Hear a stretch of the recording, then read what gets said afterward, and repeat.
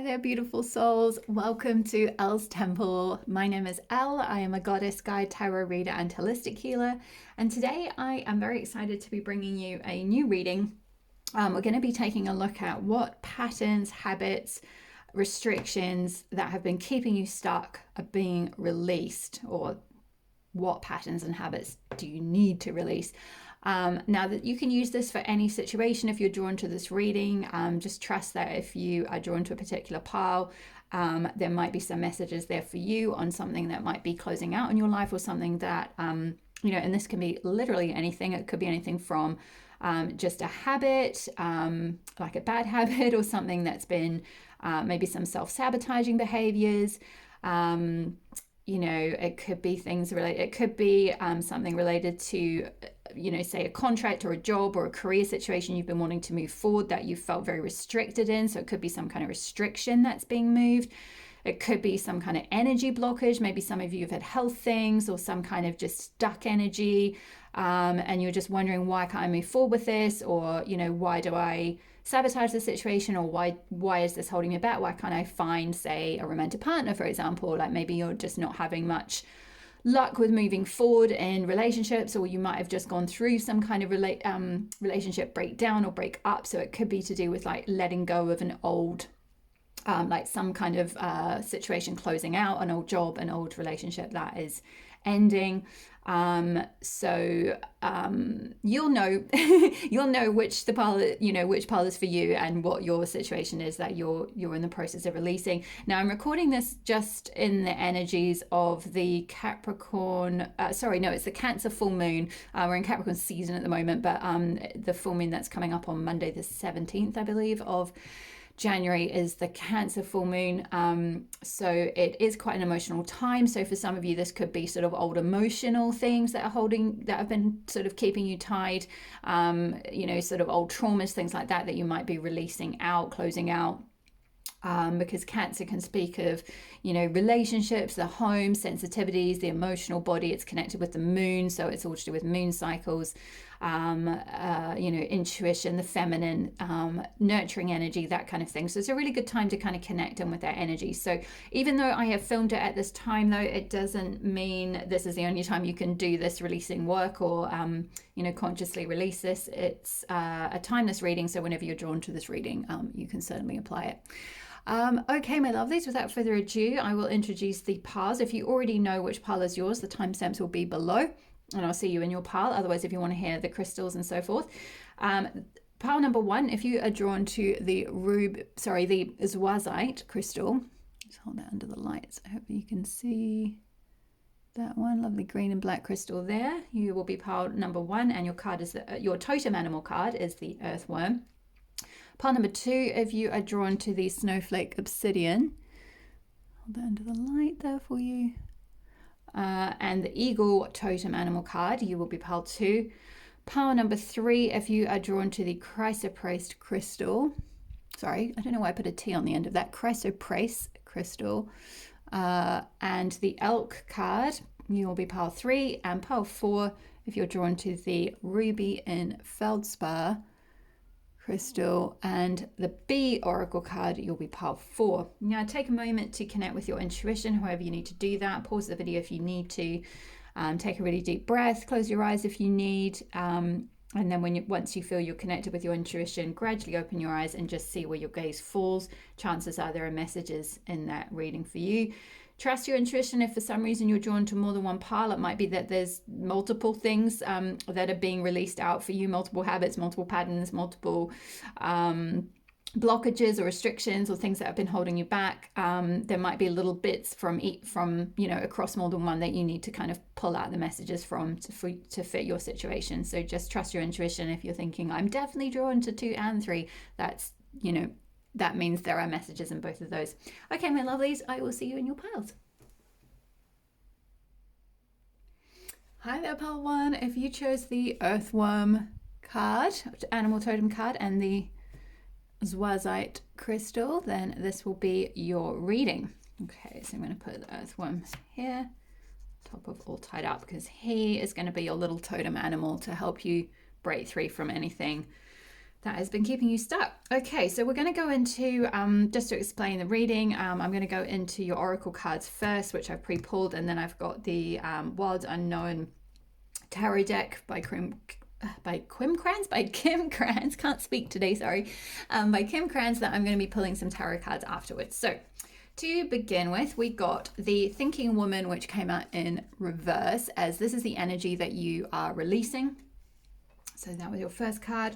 We got the Mirror archetype card, which is the archetype energy that you're working through as you release this energy or this blockage or whatever it is, habit or pattern.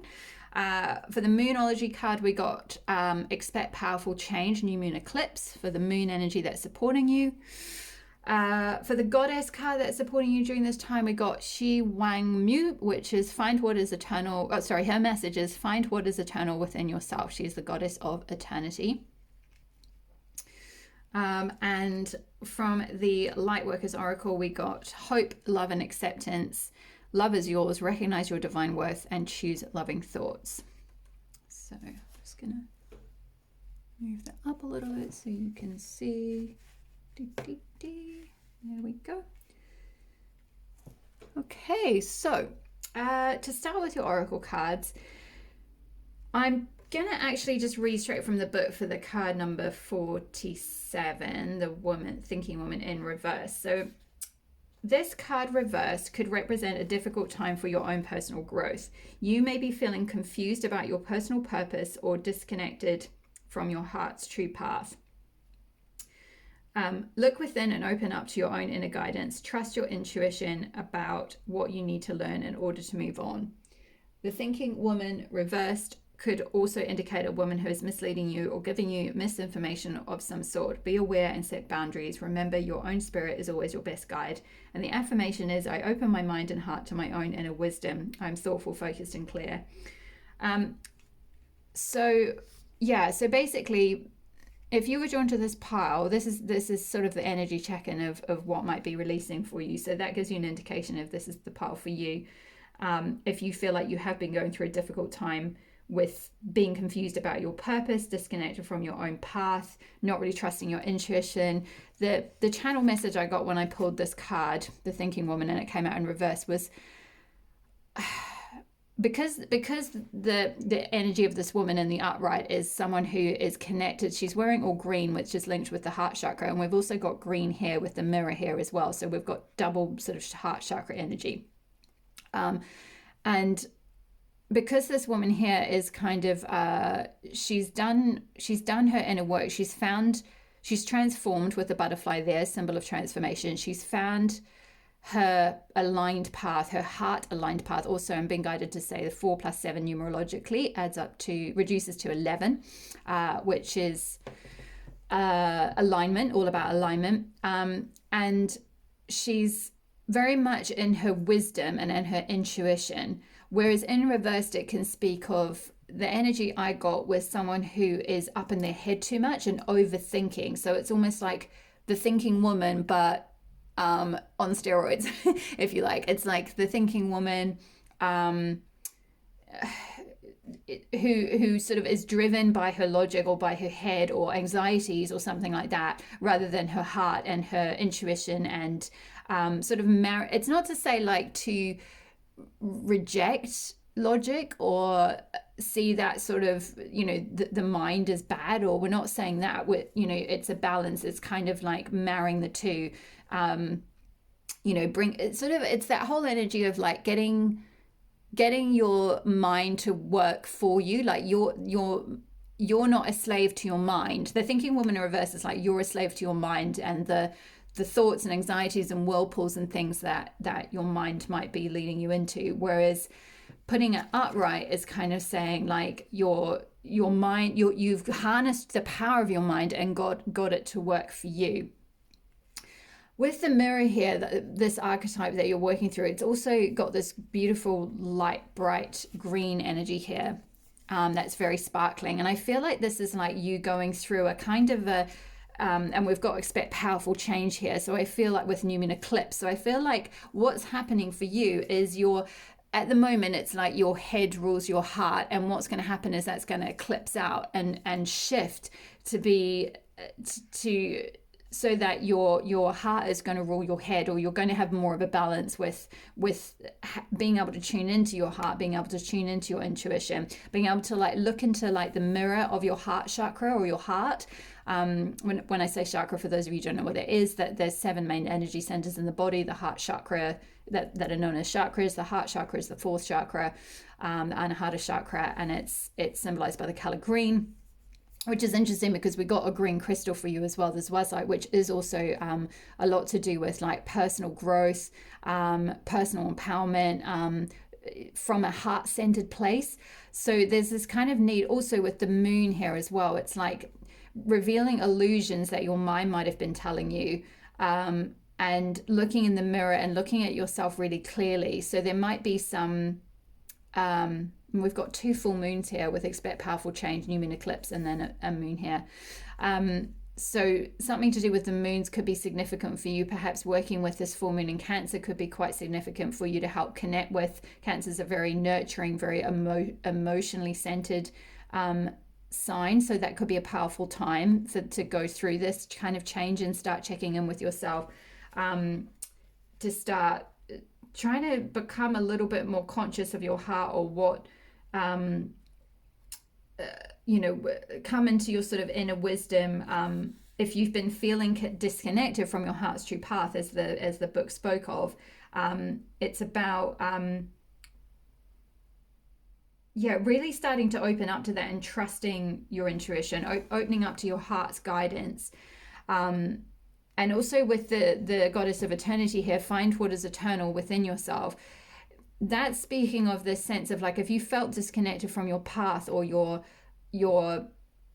heart's guidance, or your heart's true path, or something like that, then this card is kind of saying, find what is eternal within yourself. It's like there's something in you, there's a part of your soul that is eternal, that's always been with you, that if you take a moment to step out of your head and into your heart, and just almost ponder it. It's almost like this woman, she's holding an apple in front of her, but it's almost like the apple is quite it's red. It could be like her own heart. She could be just holding her heart there and being like, actually dialoguing with your heart. Like, what is my heart telling me? What is eternal? What have I always loved? What if I need to figure out what my true purpose is? What has been something I've been drawn back to time and time again, something that's sort of eternal within me. So there's a need to kind of go within to work that out. And then a little bit of work around self-worth, because we've got hope here, love and acceptance, love is yours, recognize your divine worth, and choose loving thoughts. And with the divine worth and the earthworm here, I feel like that these 2 cards are saying similar messages. The earthworm speaks of a sort of beginner energy of kind of feeling a little bit shy, a bit like, oh, I'm just a newbie, I don't really know anything, like how can I put myself out there, how can I share my wisdom, like I don't really know what I'm doing. And sort of just keeping quite small, and a little bit, just a little bit scared to kind of shine your light or put yourself out there, and kind of almost, sort of seeing yourself, like sort of being a bit daunted by, by say, not necessarily your competition, but by like, the other people in your industry that you might be putting on a pedestal.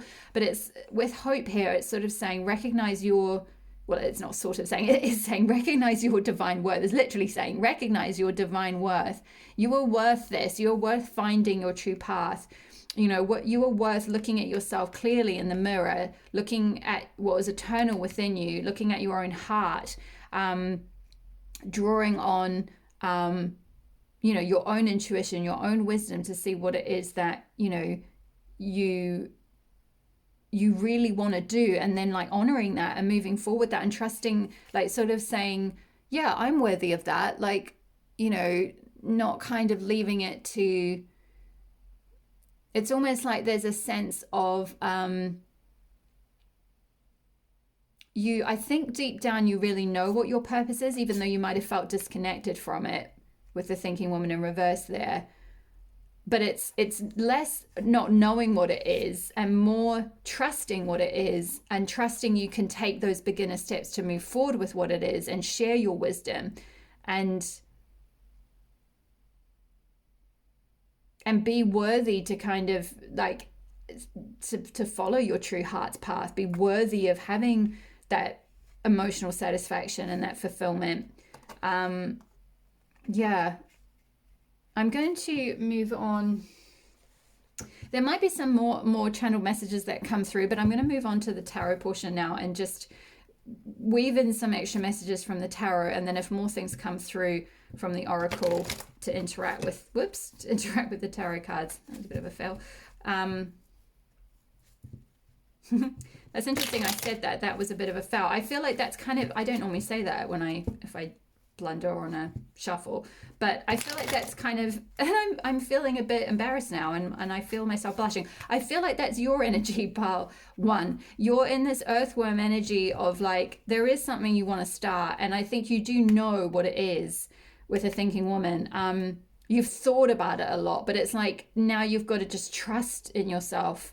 Look at yourself in the mirror, look at your heart in the mirror, look at your true self in the mirror. You'll really connect with your purpose, and like have the courage just to like step forward and know that it's almost like sometimes, you know, there are people who could have been in your industry. Say, for example, you want to be a tarot reader and you've been looking at like lots of other people and you're like, oh my gosh, but they know so much and they've got like all this wisdom and they know the cards really well and blah, blah, blah, blah. And oh my gosh, like I'm never going to be able to do that. I'm just going to stay really small and like, you know, I'll just read for myself. Like that's the kind of energy of the worst one. Is like, oh, it'll be a fail anyway. Like, you know, because there's that sort of sense of self-worth of like not being worthy of going after your goals or your dreams. And the earthworm, the guidance from the earthworm card is to kind of say like, sometimes the beginner's mindset is the best mindset, because it's almost like no one can ever know everything about everything, and sometimes someone who might be an expert on something could be like really missing something that someone who's brand new has this like whole new perspective on it. Like you could have this whole different perspective on like different life experiences or something that you could be bringing to the table with, say, if it is something like reading tarot or whatever it is that your dream is, anything. For some of you with a thinking woman, this could be you could be an intellectual, you could be a writer, or someone who reads a lot of books or studies, or you're thinking of doing a path of study or thinking of changing your path of study, because we do have expect powerful change. And with thinking woman in reverse, it's like you maybe have been overthinking what you want to change into, and that's why you felt a bit disconnected from your true path, because it's like you've just been going round and round in circles, and your mind's just going, what about this, what about this, what about this, what about this, but then that, but then that, but then that, oh I'm not worthy.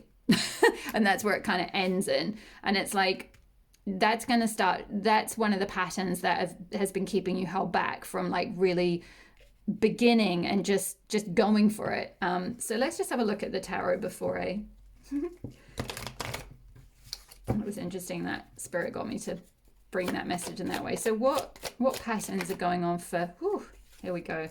Yeah, there's something your Four of Cups, there's something you definitely are walking away from or considering walking away from. That Four of Cups can speak of like boredom, dissatisfaction, something that's not emotionally fulfilling you.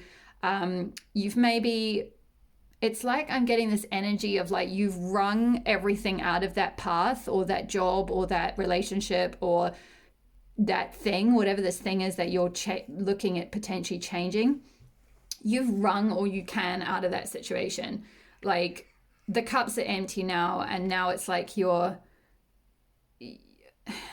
it's like, it's not even like you're this, right? It's like there are oh, that's kind of a horrible image, spirit, but like it's like these cups are, so I'm hearing like almost like toxic, or like they're not fresh anymore, and so there's like mice and rats around this situation, whatever it is that you need to let go of and move away from, because it's just old, it's sort of, you're bored, you're dissatisfied, it's not really fulfilling you. And that was the energy we got at the beginning with the thinking woman. And reverse was like this situation, like it's like there's just something that you're disconnected from. You're feeling disconnected from like your true purpose. So you might be in a job or a career path or something that you're just like, yeah, no, this isn't really what I'm here on earth to do. But like, oh, I'm not really sure. Like, I don't really feel worthy of going after my dreams. Like, I'm too much of a beginner. No one's gonna, like, it's kind of that imposter syndrome I'm getting. Like, no one will listen to me or pay for what I have to say. Or for those of you who are kind of like, you're not really sure what it is you want to do, you've maybe been overthinking things and you've gotten a bit stuck and you just feel completely disconnected from your heart's guidance. There's a need to kind of like really go within and like find what that thing was that's always sustained you. Like, what is the thing you could do that you could do all day long and not get paid for? And it wouldn't even matter, because it's that what you want to find with something that's like your heart's true path or purpose or whatever is, and Spirit's kind of making me be clear that this doesn't have to be what you do for a job. So you could still do something for a job and still try and work on finding this thing on the side. And then maybe eventually it will become like your job or something that makes you money, but it's not necessarily that at first. But the point is that there's a need to kind of, sorry, I had so many messages just coming through, then I've kind of lost the train of what were they saying before that. There's a need to focus on, where were you going with that? Sorry. I've just completely lost the original trail before I went on the tangent about it might not be for money. But anyway, the point is to like spend some time looking at some, it might be something you do for a hobby, like what do you really find enjoyable that you can do on the side to kind of like find that satisfaction with life again. Or like, even if your job or something is boring you or it's not your personal purpose and you feel disconnected from that, it's like, what can you do in your spare time that is something that you can just do? Oh yeah, that's right, sorry, I remember now where I was going with it. So it's pull energy. So it's all about what is something that you don't have to push yourself to do. What is something that just organically pulls you to do it? That is the thing that is like eternal within you, something that you could like eternally feel pulled to do or look into or research with that thinking woman in the books and stuff. That this could be something that you're studying, or you need to change a course of study. But it's like, what is the thing that would pull you to get up and study this all day long without you needing to, like, there's no, like, obviously, you're going to have days where you feel a bit like, oh, I would rather just like watch Netflix or whatever, or watch tarot videos on YouTube if it's in my case.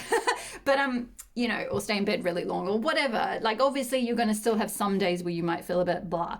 That's human and natural. But aside from that, like, on the whole, mostly 75% of the time or something, what is the thing, and it might be more than one thing, but what are the things that are like eternally pulling you that you don't have to like push yourself to do? Because I feel this sort of, with the overthinking and the Four of Cups, it's like there's this push energy with you where you're pushing yourself to do something that you're now bored of or disillusioned with or something. And it's like, that needs to change. That is the thing that you need to close out or release or move on from, and trust and have the self-worth to know that you can go after this thing that pulls you, that really pulls you. And maybe just give it, like, have that beginner mindset of like, you don't have to have the total self-confidence to be like, I know exactly what I'm going to do and I know exactly where this is going to go and I've got a 5-year plan and it's going to be like this and I'm going to be the best and blah, blah, blah. No, like, just, the earthworm is like, like it's an earth energy, it's a ground energy, it's a small energy. It's like, start somewhere, and like take those steps and just inch. It's like earthworms just inch their way along, which is really sweet. And like, but I feel like you've been not moving, and let's have a look at, let's just get a few more cards. Why is this merit card here? Whoa, oh, ouch. Okay, wow. If this resonates for you, pile one, it feels like you've had some kind of ending. So something has ended that's been quite painful. This might have been a relationship. This might have been a job, or a career path, or a path of study, a course of study, because I did pick up on some of you are changing your course of study or something. And something's ended kind of quite painfully. There's been a bit of a sharp, painful ending, or like maybe feeling a bit stabbed in the back, because you can see this bull here is like loads of swords in his back and through his eyes. And I feel like with it being through his eyes, it's like he didn't see it coming. So this might have been a bit of a shock to the system. Maybe with the Four of Cups here with this little rat, that can sometimes speak of deception. So maybe there was some kind of deception, but this whole situation is like being released for, I mean, I know it sounds so trite to say this, and I can hear some of you kind of like groaning and hearing this, but it's like it is for your own good and for your own protection. And it's that whole thing of like rejection is God's protection. Or like, you know, if it was say, for example, it was for those of you that are looking at changing career paths, or you felt blocked or restricted in moving forward on a career path, like something, maybe you applied for a promotion within your company and it got, you know, it might have gotten like someone else that you didn't think. Like I'm seeing, I don't know if any of you watch Call My Agent on Netflix. It's a French series. It's so good. It's just so good. If you haven't seen it, I highly recommend it.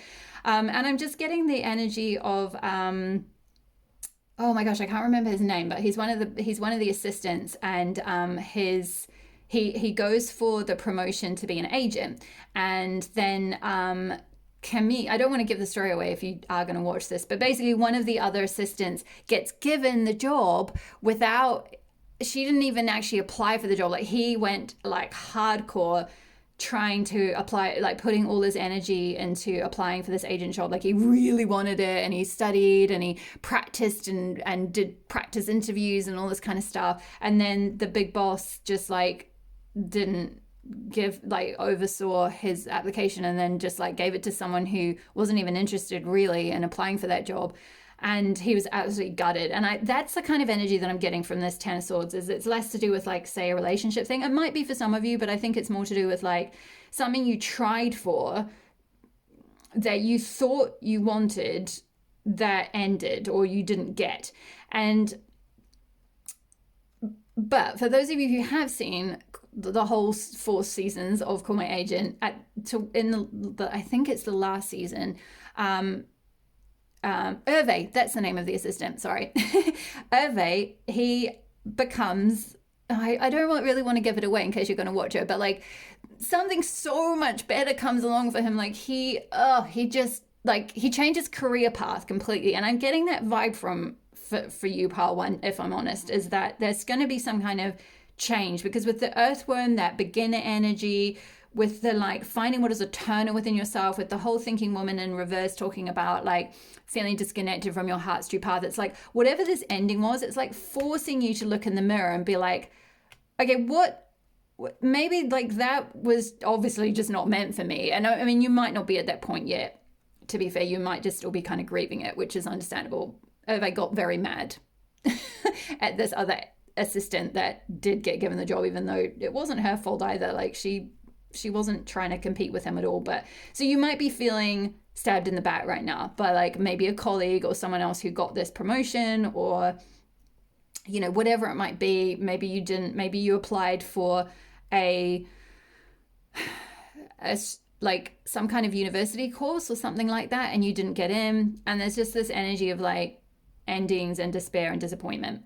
But it's happening for you, as much as it's so difficult to see it at the time. It really is. It's one of those things that, like, there's a great quote by, I think it's Steve Jobs, where he says, you can only connect the dots backwards, never forwards. And it's that whole thing where you are going to look back, Pile 1, and like 5 years or something, or a year. It might not even be like 5 years, it might be 5 months, but you're going to look back and you're going to be like, oh, I see why that had to happen. I see why this ending had to happen. I see why I had to leave that situation. It was not emotionally fulfilling me at all.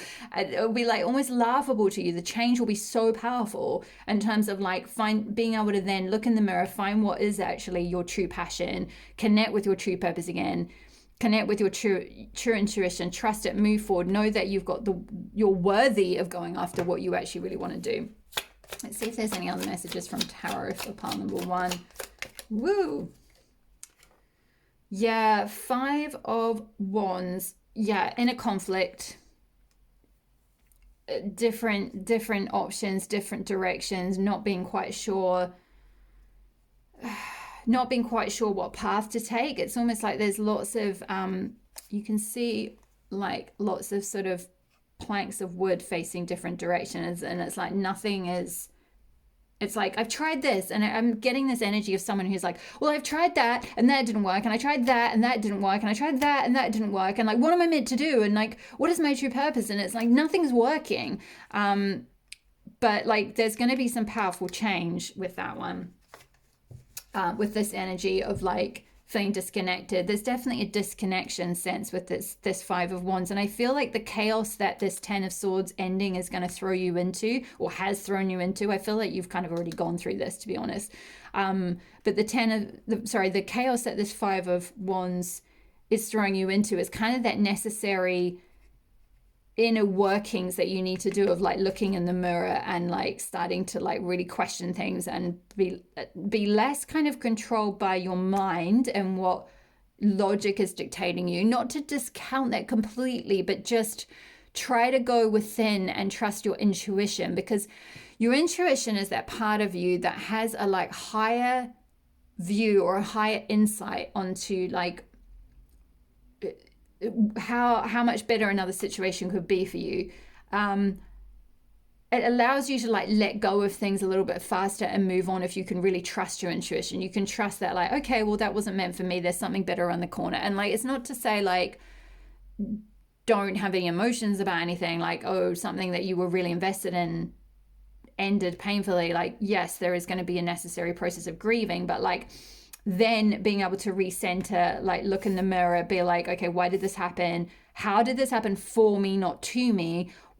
What can I like glean about myself from this situation, and then like reorient to like move forward and work out what might come in. And my feeling is that in the same way that with Hervé, where like he from Call My Agent, where he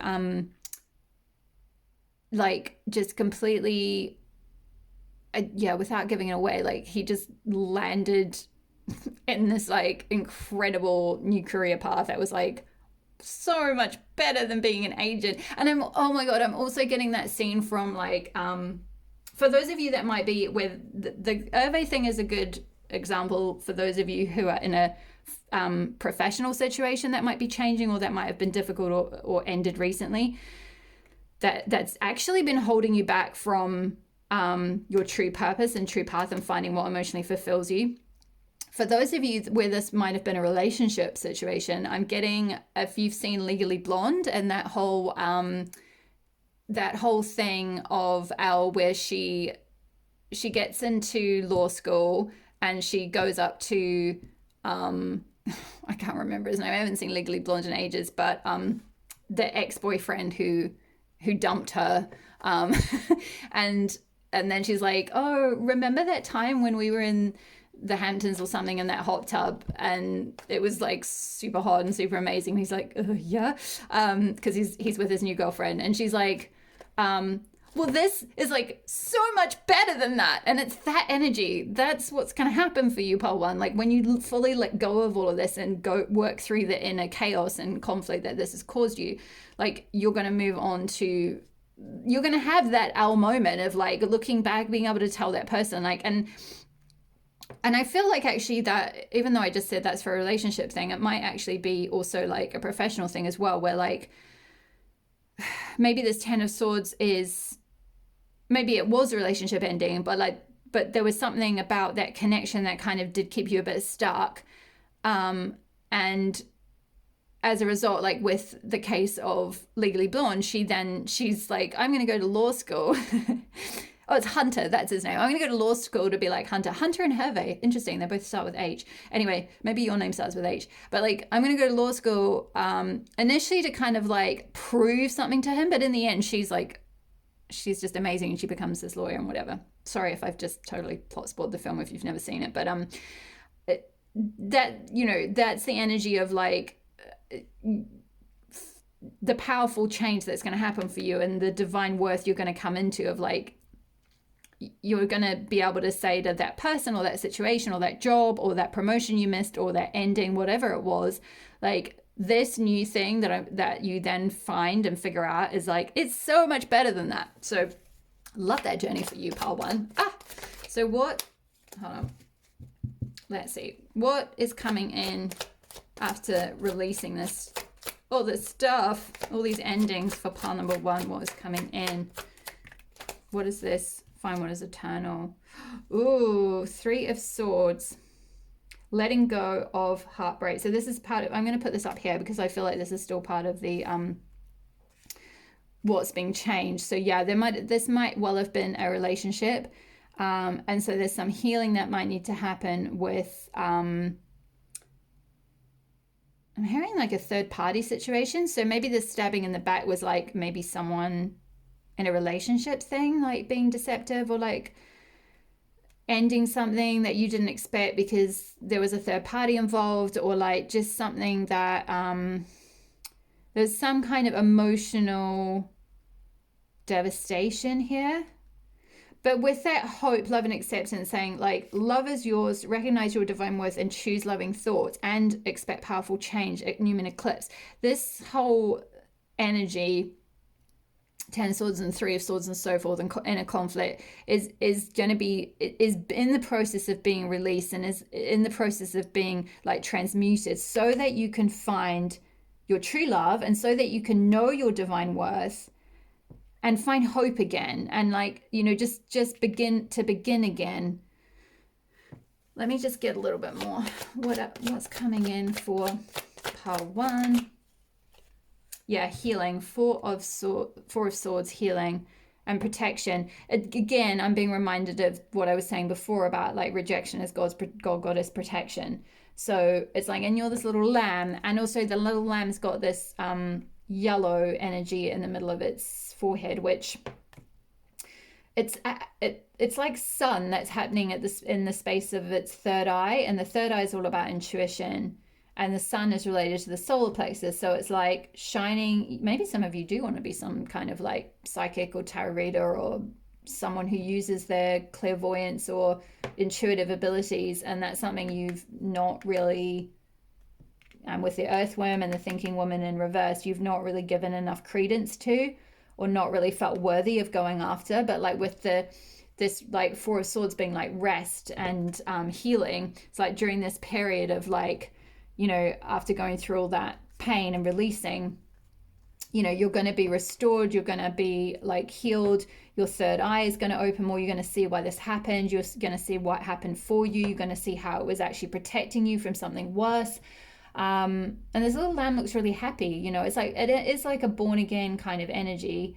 And also you're going to be able to shine your light with hope and find hope again as well. Both the hope card has got that bright yellow, beautiful yellow energy, sun radiance energy, and this little lamb is radiating its this little sun out of its third eye.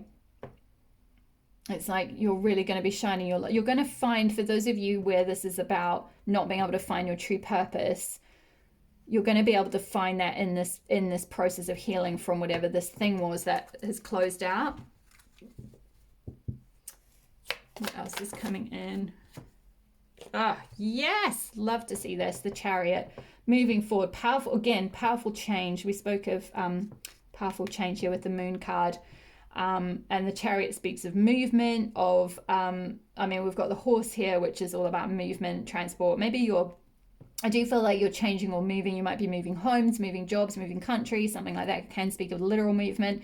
But I feel like it's kind of more, once you've gone through this healing and retreat and rest and recovery, you're going to be able to start making those steps forward. And instead of being like a little earthworm and like crawling your way like forward in this thing that you want to do, you're going to be galloping forward. You're going to be taking big leaps forward. And we've got the number 7 here. And I feel like you had a number 7. Oh, you had 47 in that card, so there was a 7 there. Was there any others? No. 4, 10, 5, 3. Yeah, 10 being an ending, 5 and 3, uneven numbers, which can speak of an imbalance. But then 7, which is the end of a cycle, which can be like 7 can speak of like the 7 chakras, so having everything in alignment. And again, we spoke of with the 47, that adds up to number 11 as well. So yeah, really beautiful energy, very powerful energy. And I'm going to get one more. What's coming in?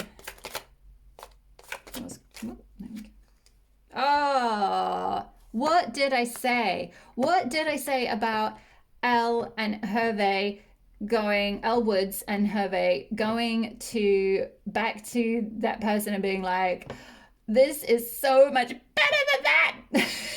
That's gonna be you. You're gonna have justice from all of this sorry to swear, but shit that's happened to you. Shitty stuff's happened to you, part one. Yeah, you deserve justice.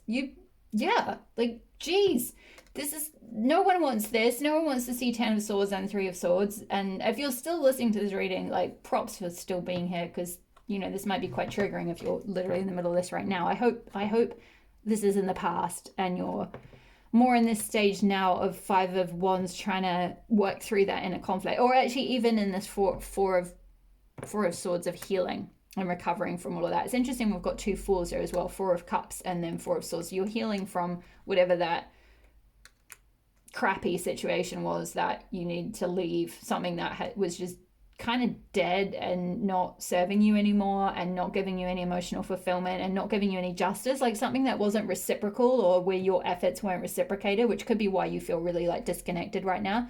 Because it's like, oh my God, I gave and gave to that job, kind of a bit like Hervé with the Hervé example where he was like, put so much effort and he was such a good assistant and he worked so hard to be an agent and it just didn't work out. And it's like, oh my God, that's so unfair, you know. And you probably feel that at the moment with 10 of Swords and 3 of Swords and 5 of Wands. Like, it's just such an unfair situation, but you are going to get karmic justice. It's interesting as well with the Chariot and the Justice card. They can both speak of like yin and yang energies, because especially this card in this deck, because you've got a black and a white cat. So it's like needing to, I spoke of at the very beginning of your reading. Sorry, this has gone on 40 minutes already and it was supposed to be about a 20-minute reading. I apologize. Amazing if you're still here, by the way. But if you, where was I going with that? Black and white and yin and yang. So at the beginning I spoke of some of you might have been stuck in your head and overthinking and trying to rely on your mind or logic to figure something out. And it's like there's a need to kind of go within, like the dark side, the yin side of the yin and yang symbol speaks of like yin energy and feminine wisdom and feminine intuition. And I'm not saying feminine as in woman, I'm saying, because both men and women, or however you identify, we have a mix of feminine and masculine energies, and you can choose to balance those out. And we've got, that's the number 8 as well, which is an energetic balance. This could also be for those of you that have gone through a relationship breakup and you're wanting to bring in a truly reciprocal connection. This could be a sign I'm getting as well with the number 8. That could be like a twin flame thing for some of you, where it's like there's that, it's like you'll meet it. If you're the feminine, you're going to meet your masculine or be in union or whatever, because there's that like infinity, or even just, it doesn't have to be twin flame. You don't have to resonate with that journey, but it could be like just someone you've got like a divine counterpart or soulmate type connection, like a true, like that. We spoke about the goddess of eternity and finding what is eternal. It's like also potentially finding, when you find what is eternal within you, when you meet your soul, you meet your soulmate, and you'll find someone else who reciprocates their energy. And it's like truly, it's like the figure 8, like which speaks of like, you know, an everlasting connection, and everlasting, ever growing, like yin and yang energies mirrored, like a perfect balance, masculine feminine balance, like masculine feminine counterparts. It can speak of that. It can speak of like contracts as well, justice, like the justice system. Interestingly, I was showing the example of Elle from Legally Blonde, and she went into law. So some of you might be, and also I got a vibe of some of you being very smart, very intelligent. Maybe you were studying law, or you want to study law, or that's the thing, you feel like an earth woman. And this is like you going into the justice system, literally becoming a lawyer or something like that. But yeah, also going, oh, it's interesting. We've got a progression, two major arcana cards as well. So this is big life stuff that's happening to you at the moment. And the Chariot and the Justice card are both like, in the traditional Rider-Waite deck, the Chariot card is shown with someone driving a charioteer, like the charioteer driving, and he's got a one black horse and one white horse. So again, it's kind of like mirroring energies, or like yin yang energies, like powering up your life and going forward with like your inner masculine and inner feminine combined, like your logic, like your mind, like I spoke about at the beginning, like getting your mind to work for you, not against you, and using your intuition, getting your mind to be like a slave for you rather than you being a slave to your mind, and getting your intuition on side with you. But I definitely feel like once you go through this healing and this releasing of this stuff, whatever that was for you, and please comment below, I'd love to hear. I mean, don't, like, obviously only if you're comfortable, but I would love to hear if this resonates, and if you like how this resonates and what situation this was, if you feel comfortable sharing, of course. And don't ever feel pressured to share your life story on the internet, like only if you want to. But yeah, there's definitely justice. There's definitely this sense of like karmic justice, of like the sword of truth as well. I'm getting like this new beginning, that's gonna just like propel you forward and move forward, and just, yeah, you're gonna have that moment of like, this was all worth it, and I see why that happened. And like this, it's just, I just keep coming back to, like, if this was an individual reading, like if this was just one video, like one of those star sign videos, it would be like, this is so much better than that, like just with a picture of Elle speaking to Hunter and just being like, oh my god, I got into law school, justice, maybe that's what you're gonna do, or like something like that. Or maybe like maybe that's part of your purpose, and reconnecting with your purpose is to do something around justice, and something around, maybe that's something you feel a big sense of injustice in the world. You know, you get heartbroken for other people, on behalf of other people, and that's part of your purpose, is to like, this is just potentially for a few of you, but it is to like work on, and this might just be on the side, but it is to like work on finding justice for people that maybe can't do it in whatever way that is for you. And through this healing, you'll receive the enlightenment. Like you'll get this third eye awakening, in the sense that like your intuition will be, if you take the time to heal and look within, your intuition will be woken up as to what you need to do. Okay, my lovelies, I feel like that was a really long reading. Oh my gosh, nearly 50 minutes. I'm so sorry. But thank you so much for sitting through all of that if you have. And please, thank you so much for being here, for letting me read for you, for your likes, for your subscribes, for joining the Elle's Temple community. It is my absolute pleasure to share these messages.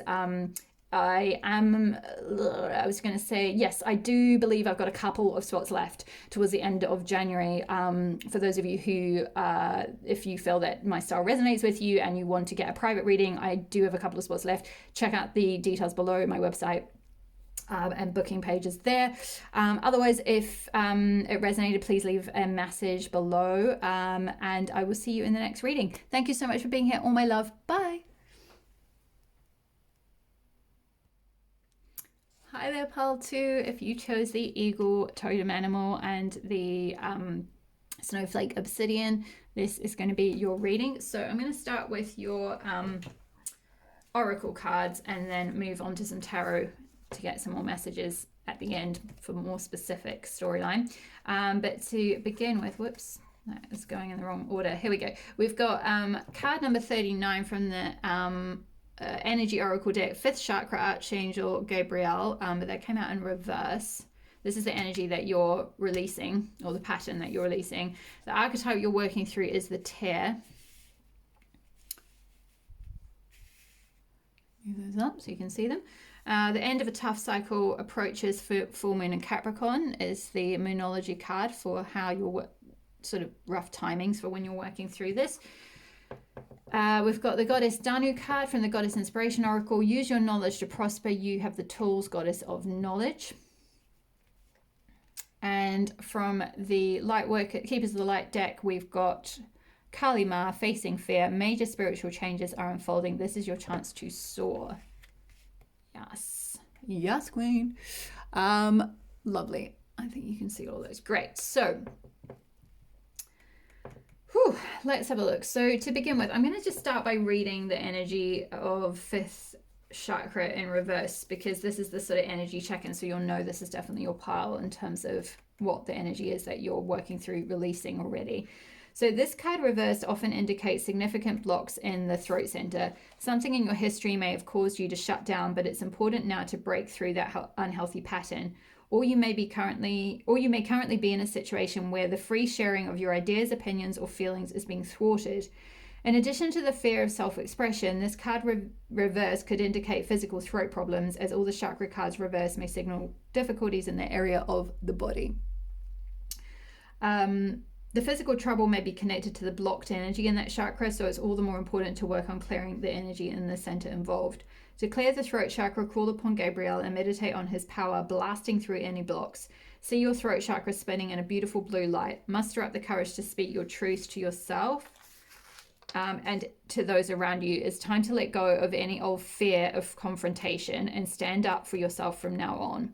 So yeah, definitely a sense of like that confrontation thing and standing in your truth, standing up for yourself, expressing yourself. So if that's something you feel like you need to work on or need to release or in the process of releasing, this will be your reading. The affirmation for this one is: my throat chakra is open to its perfect healthy state, spinning with the beautiful energy of freedom and self-empowerment. I am free to express myself in every way. Yeah, so pile number 2, I feel like you, with that not being free to kind of express yourself or having some blocks with expression, and then the tear and then the end of a tough cycle approaches, I feel like you might have gone through quite, and we'll get a little bit more detail with the tarot in a moment, but you might have gone through a bit of a difficult situation recently, or be working through something that needs to be purged and released and healed and cleared and transmuted. And with both that 5th chakra in reverse and the tear, I feel like there's just a general emotional release and emotional expression that needs to happen, or a strengthening in getting stronger in expressing yourself and expressing your emotions. Now, some of you, this will be in different ways. For some of you, I'm getting quite a creative vibe. So for some of you, this might not be directly, like maybe you're unable to process emotions through crying or journaling or actually telling people how you feel or something like that. There might be quite a significant block because maybe you were undermined in like childhood or a relationship or something like that, and you were, let me just go back to the page because there was something in there about something in your history may have caused you to shut down, but it's important now to break through that unhealthy pattern. I feel like that is the case for many of you, where you've had a history where you've had to shut down because maybe you were ridiculed, undermined, emotionally abused, verbally abused, something like that. Sort of your ideas might have been quite radical, maybe whatever it was, you were sort of thwarted to like fully express yourself. And there's a need to kind of it's interesting that this tear, there's like a diamond kind of thing with, that's the color green, which is the heart chakra, but it's got a gold drop inside. And this is what I'm getting now. I feel like for some of you, the thing that you're resisting is like the very thing that is gonna lead to like you being this eagle person, because the eagle speaks of like going after what you want, essentially, like having the strength and power. It's an extremely powerful card. You can see there's like the sun in the background, so it's like radiating its light which is like the golden drop here. It's like very golden energy, very bright energy. And it's like very like, it's just going after what it wants. And I feel like for some of you, this processing that you need to do, or this block that you need to release, this fifth chakra block, is going to, with that gold being there, it's like that's going to unleash your gold, or like it's going to be like your golden opportunity. So for some of you, you may be writers, you may be songwriters or poetry writers, or something where you need to get your emotions out or process your emotions in some way. Maybe you've been through the ringer with, like, it could have been with the end of this tough cycle approaching, that could have been, you know, some kind of relationship or something, or even just old pain from childhood things, or things not working out, whatever it might be. But whatever this is, where you were sort of blocked or like thwarted, or there was something, what did it say about, like, something about sort of shutting down, whoever this person was that shut you down or undermined you, or maybe it was like school or college or something like that. Maybe it was a professor or something. There's a need to kind of release that and process it, but like maybe process it creatively. Like, how would you want to express yourself if you could express yourself in any way? And with Goddess Danu here saying use your knowledge to prosper. Again, prosper, we had the gold drop and the sun with the eagle. You have the tools. It's like you weren't given this difficult situation to go through, to just go through it and that's it. Like, oh, this painful thing, whether it was like abusive or something that caused you to shut down, whatever it might have been that you need to purge out. It's like that's part of what, it's like part of your purpose, or like part of what you can do to like soar. Because then we've got Kali Ma, major spiritual changes are unfolding, and this is your chance to soar. And I feel like it's kind of all saying, like, all of that tough stuff that happened, it didn't just happen randomly for like no reason. It happened to help you soar. And we've got like a double message of soar, because the eagle soars right in the sky, and it's an air sign as well. So you may be an air sign, well, this is the element of air, I should say. It's a bird. It is associated with the element of air. So you may have strong air placements in your chart, or you are very like you're very once you've unlocked your throat chakra, you're very wise in terms of like you have a lot of knowledge and wisdom to share in terms of like maybe through writing books, or being a speaker, or being a like motivational speaker, or a counselor, or you start a blog or a YouTube channel, or, you know, any number of things. Something though where I feel like you're kind of maybe going to be, it doesn't have to be, but you might be like a public figure or someone who spreads ideas, because like birds are messengers. So it's like somehow you're going to end up using this wisdom through this processing and this healing. It's like there's wisdom within you, or knowledge within you, that you're on here on earth to share, but because of something that's happened to you in the past, it's like blocked. And this is part of this block or this restriction that you're in the process of releasing out, or needs to be released out. I feel like with the end of a tough cycle approaches, full moon in Capricorn.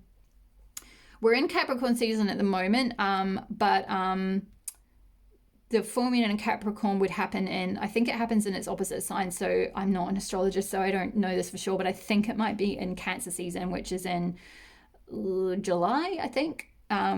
So yeah, like, is that right? 22nd of, because June is like Gemini. Yeah, anyway, don't get too bogged down with when this is going to happen, because it'll be different for everyone, and everyone has free will, and things can shift, and there are no set timings, and it's healing and it's cyclical and blah blah blah. But the point is that like, we're in Capricorn season at the moment. So I feel like this tough cycle that you've been through, this thing that maybe you're sitting there going like, tear, I'll show you tears.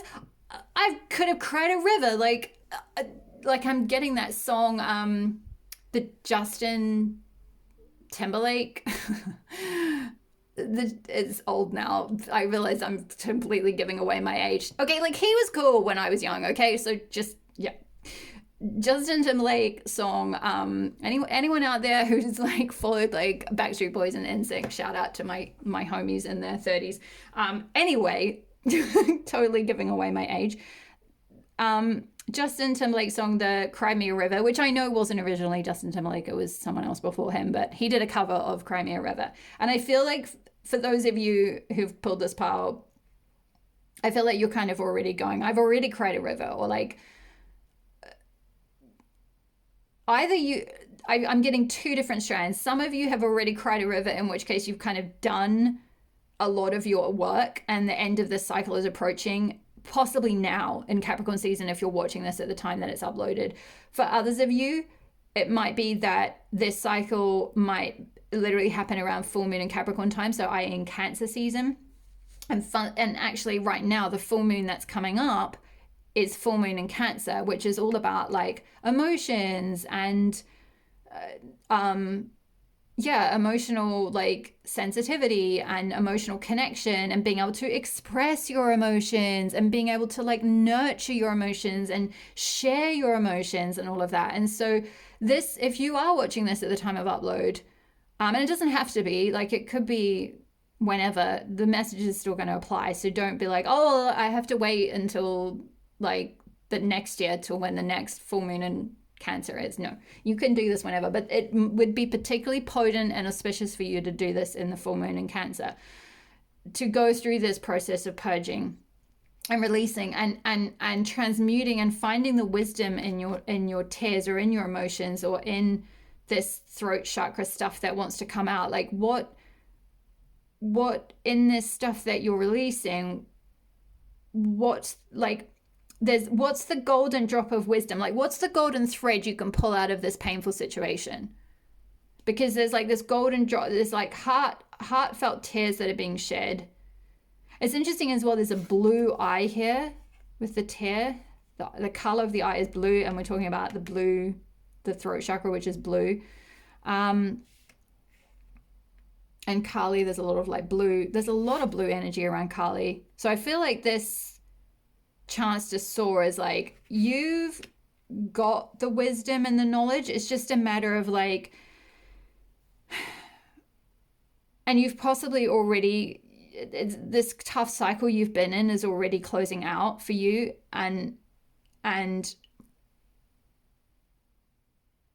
whatever that, like I'm getting with Kali, often speaks of when Kali shows up, it's often like rug being pulled out from under feet moment. So we'll get a little bit more messages in a second with the tarot, but like for now the guidance is like, you know, if you've gone through something scary, whether recently or in the past, or some kind of situation that has upset you, that has like been a really tough cycle, like something's been pulled out from under your feet, something's ended, because we did speak of like what pattern, habit, restriction needs to end, and that could be something like, say, a relationship or a job or just something that's not aligned.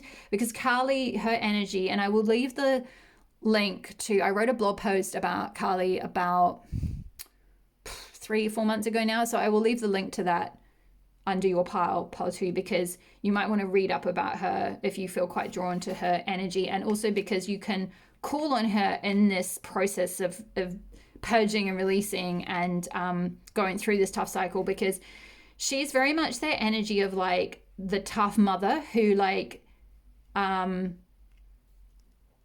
when you're going after something that is misaligned or something, she will pull that rug out from under your feet because it's a false foundation, or it's something that you were clinging to that isn't meant for you and would have held you back ultimately. And it might be really sad with that tear here, and there might be a need to kind of purge all of that out, but it's like you'll be able to mine the gold out of the situation. I feel like I'm getting vibes of some of you are like songwriters, because with the whole 5th chakra and your 5th chakra being blocked, it's like there's definitely some kind of creative element to you, creative expression element, that is like you're meant to share, you're meant to soar with it, you're meant to share it with the world. So it's like, use this pain, like mine it for good, like use it to like write a song or write a poem or write a book about what you've gone through, or come up with a system of healing, or come up with what other kind of creative, or paint it, you know, like for those of you, or do some kind of artwork or something that's like embodies the energy of how you're feeling. But there's something around like this golden drop and this tear where it's like Kali can help you. Kali and Danu, actually. Danu's like helping you with whatever the tools are to like deal with this and like do the work in whatever way that is for you, and it'll be different for all of you. So like some of you will be like, oh yeah, like I'm like, I know what this is and I'm already writing about it. Like, you know, others of you, it'll be like, I don't really know what like, I know I've got knowledge, but like, I don't know what tool, like, I don't know which form of self-expression to take. So you can call on Danu for that. Like, you actually have the tools within you, but you just don't necessarily believe. There's like a lot of fear around, expressing yourself, part two. There's a lot of fear around putting your work out there or your expressive self out there, which I totally get. And I'm the same. I mean, God, I am not telling you any of this as like, oh my God, part two, like you're not putting yourself out there. Like, no, it is hard. It's really hard. I get it. Like, and if you've been abused or emotionally abused or undermined in some way or gaslit or anything terrible like that, I'm so sorry if you have. I really, truly hope you haven't. But, you know, and again, this could be, you might need to do some significant work with Archangel Gabriel, because this might even be a past life block for those of you who are like, I had a perfectly lovely childhood and my parents were really encouraging of all my emotional expression. Great, you know, but if you're still feeling blocked and you're still like, but I still can't put anything out there, it might be that there's something from a past life or from your lineage or like a generational issue or something like that. So, and I'm being drawn to the Snowflake Obsidian, which is all about protection, but the snowflake element is about you being your unique self, because every snowflake, right, like every single snowflake is its own unique expression of something. And you're, oh, that's so cute, Spirit, like you're a little snowflake. And so Snowflake Obsidian is like your if you get can get one of these crystals, this could be really beneficial for you, because it's like you're protected to be your unique self. Like you're a unique expression of greater consciousness or God goddess or chi or whatever energy you want to call the vast energy that is not just what we know as our own individual ego. You're your own expression of that, but like, and you're protected to put that out, but someone somewhere has shut that down. And so there might be a healing that you need to go through to release that block. The other thing I was going to say is another resource that could be really helpful for you that I've just been shown by Spirit is some of you might know or have heard of I think her name is Julia Cameron, and she's written a book called The Artist's Way, which is all about like unblocking the creative child, or like kind of doing that inner child healing work to essentially, I mean, I don't think she calls it like unblock the throat chakra, but that is essentially what the whole book is. It's work to unblock your throat chakra. It's work to unblock your creative expression, because I feel like, Pile 2, you are meant to be this eagle. This is your totem animal from now on, by the way. You are meant to shine brightly. You're meant to be the eagle, and Spirit is telling me to read something from the book, so I'm just going to go there. There's something I've obviously forgotten to say. I'm apologizing. Where are we? What is this? It's an air sign. So I'm completely looking in the wrong element. It would help if I looked in the actual air part. It would be useful if these were in alphabetical order, but they're not. This is your power animal, your power totem. Hawk, eagle, there we go, right at the back. Right at the back because it's the most powerful, yeah? All-pervading power, truth seeker, transforms karma. So, yeah, I already spoke about the noble eagle emanates the light of the sun. So, yeah, we've got the light of the sun here. This great bird is both physically and spiritually strong and represents mastery over the elements of fire and air. When the eagle appears, you'll soon be thrown into the karmic fire for the sake of your transformation. Oof, that's intense. I feel like with Kali here and the skulls, and she's got fire, like, see, there's like light there, but it's like kind of that whole phoenix energy of like burning like down a misaligned version of yourself in order for you to rise and soar more powerfully as a more powerful version of yourself. So it's like a transformative fire, not like a, it might feel like a burning ow fire initially, but it's like that causes a lot of pain and purging, but it's like purging out this old self, like an old version of yourself. So yeah, the eagle pushes us to be interesting. I'm getting like, wow, that's interesting. My throat is like massively I'm getting like kind of almost not indigestion, but like little, and I don't normally get that. That's really unusual. It's like little bubbles in my throat, little air bubbles. So like this is going to unblock your throat chakra, this process, whatever this tough cycle was and whatever this spiritual transformation was that you're going through, and this thing that might have ended, that might have like been pulled out from under your feet, or this purging you're going through is like gonna start unblocking your throat chakra. And that can look like different things for different people. Like you can have, like it spoke about in the energy oracle card deck, you might have been having a lot of throat problems like sore throats, laryngitis, losing your voice, things like that, your voice deepening, various things like that. It can be just anything around your throat, like sounds, coughing, or like burping, releasing energy, yawning, all of those things that are like your mouth, your throat, your upper chest. That's all kind of throat chakra areas. So if you're having any symptoms, or you start having strange symptoms around those areas, that can be like energy that's just moving and releasing. So going back to the book, the eagle pushes us to be our best and brightest selves and stops at nothing to see us shine. That's same as Kali, really. Grasp the sun in your talons and hold on for the right talons, the little feet. I don't know why I just said that. I was just suddenly like, talons? What? I think of talons as nails. But yeah, hold on for the ride. You are stronger than you think, eagle child. And when in balance, bright, radiant, and challenges, and to bring into balance, step into the unknown. Yeah. So yeah, facing fear, stepping into the unknown, like putting yourself out there. I feel like with whatever tools you've got, like you can prosper, you can get through this, you can get over this, you can put your stuff out there, or whatever it is, you can be your unique snowflake self. I'm going to get some messages from the tarot. Whoops, sorry, I just completely knocked the whole camera. It would help if I didn't do that. There we go. Okay, so messages from, we've got the Wild Unknown deck here, Kim Kranz, which I love. Same lady who did the archetype deck, and the same lady that did this, the animal oracle deck. I love these decks. They're so great. They're really shamanic-y and very powerful. Okay. So let's get a feel for what is releasing for pile 2. What is releasing for pile 2? Wow, that flew out. Whoa! What did we say? Death. Yeah. Death. For those of you who know Idiazad, you'll know that reference. Death, afternoon tea, death. If you don't, that just ignore it. That just will sound like the randomest thing. Anyway, so death. Okay, I realize, I apologize. I know this looks massively scary. And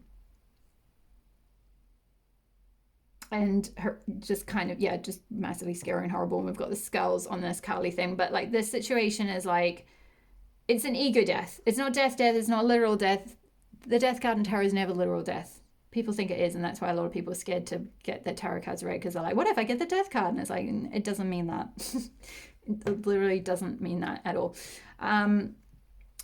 Yeah, this is ego death. This is what Kali does. This is like massive spiritual transformation, dark night of the soul, things being pulled away from you, things ending, cycles ending, which is what we're talking about. Patterns, cycle, restriction, ending, releasing, so that a new, better self, a more freer self, a more empowered self, power, we spoke about power with the eagle, can emerge. And so this, and we got death over the 5th chakra in reverse. So like this version of you that is blocked and can't share your gifts with the world, or your knowledge, or your wisdom, or your talent, or whatever, is dying. It's being released. It's going away. What else is being, whoa, wow. Yeah, two suns. We've got the Sun of Cups with a swan and a cup, which is like swans also I'm being guided to. Now, hold on. Oh my gosh, she's right here. Swans are symbolic of goddess Saraswati. So, yeah, I feel like this is another goddess you can call on to help you, like, especially for those of you who are like musicians or something. I definitely got a musician vibe, or like songwriter or something like that, or maybe you write scripts or screenplays or something on there, something creative. Saraswati's your girl. Saraswati is the goddess who helps with any form of self-expression. So she's a great one to call on. And with that swan there, it's like there's this death, this ending is happening, so that you can have this with the tear to transmute that into something. Like there's going to be this like Son of Cups can speak of like an emotionally fulfilling offer, but it's like quite an innocent offer. But I feel like this is less to do with like someone, I mean, it could be a romantic offer coming in that's emotionally fulfilling, because cups can speak of love, but my feeling is this is more like you transforming into a swan. It's like that whole, it's weird, I brought this same analogy up a little while ago, but they're showing me it again, is that whole analogy of the Hans Christian Andersen, what was the story of, I've just gone completely blank, sorry, I'm getting loads of messages through. Hans Christian Andersen, oh yeah, of course, the ugly duckling and the swan. And like, you know, the ugly duckling thinks it's ugly, sorry, the ugly duckling thinks it's ugly because it's actually a baby swan. And then when it goes and finds, like, it leaves because all the other ducklings are like, you're really ugly, like, what's wrong with you, you don't look like a duckling. And he's like, oh, there must be something wrong with me, which is what the energy you got is you've been shut down. It's like, there's something wrong with me, there's something wrong with my voice, there's something wrong with who I am, my uniqueness, my unique talent. And it's like, no, like, you're the reason these duckling people the reason they thought you were ugly was because they're ducks. Who wants a duck when you can have a swan? Like, swans are so much better, you know. They're so much prettier. So, like, you know, those people that shut you down, like, they were ducks. They didn't realize that you were a swan. So they were like looking at you like, why are you being so musical or talented or whatever? Like, that's not what normal people do, because that's not what ducks do. Like, shut up, duck people. You're a duck. Go be in your box. Ugh. I am mad on your behalf for the people that shut you down, because I get what that feels like and it's horrible, but you've got to release this. You've got to purge that out and forgive and release and like come into your swan, like be a swan, like you're a swan now. And we've got Son of Swords, which is like also a messenger. It's also kind of a young, innocent energy. I feel like as well with the owl, it's like you're gonna come into this energy of like being really clear on what wisdom you want to like go forward with and drive forward, because this owl is like driving this sword, and swords are to do with like knowledge and wisdom and ideas and decisions. And so it's like all of that is going to be driven by this huge wisdom as a result of this like death and rebirth process that you're going through. So really beautiful energy. What is coming in for pile 2 as a result of this? Woo, yeah, judgment. But I feel like this is like, it's like not judgment, but like release from judgment. It's like this death process is happening to release you from criticism and judgment and like any blocks that have been put in your throat chakra by others, like not agreeing with you or thwarting you, or I could punch the people who've been thwarting you, because you've got so much talent, pile 2. I can feel it. You've got so many tools. You've got so much within you already to prosper, to be this eagle, but like you're being, through what has been programmed into you, you've been like hiding yourself like a little, like a baby swan in the reeds, because you haven't believed that you're like, you don't believe you're a swan. You believe you're just a duckling that's weird and ugly.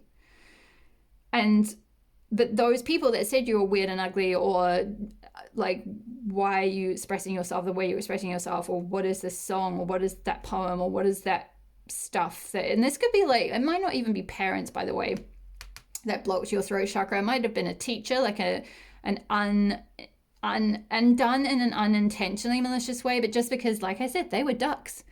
They weren't shining their lights. They weren't powerful. They weren't going out into the world and like expressing themselves. They were ducks. They were not swans.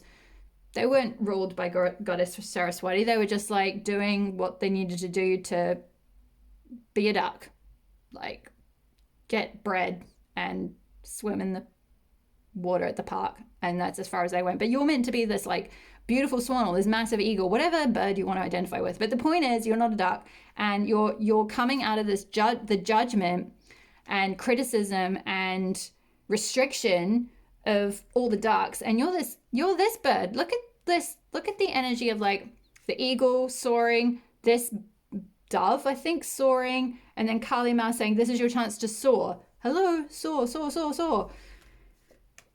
So much bird energy. You've got eagle, a swan, this death card is a bird, you've got an owl, and you've got a bird on top of the judgment card. So you're I think there might be a lot of air energy in your chart, maybe. Certainly like you're a messenger, quite possibly for some of you in a very creative way, because cups can speak of like emotions and like the water element in terms of like creativity and fertility and being very like going with the flow of your creativity. So it could be that. What else is coming in for pile 2 as a result of this habit or pattern? Father of Pentacles, yeah. Stability, security, money, finances, ruling it, bossing it, finding your feet. Yeah, what more can I say? Like being a daddy. Like, and I don't mean that literally in case you're like, I'm a woman, like, or like, I don't want to be a father or whatever, but like being a boss, being, and again, I don't mean that, I mean it figuratively. I hope you understand what I mean. I'm not explaining this very well. Not being, you don't have to be a boss if you don't want to be a boss of anyone, but like you're the boss of yourself. That is what I'm trying to get at. Father of Pentacles is like, when I say you're a boss, is like you're bossing yourself now. There's no one else to tell you what to say or like make you feel like you should be ashamed of how you express yourself or what you want to say or what you want to express. It's like you're going to drive these messages to people. Like you're this owl.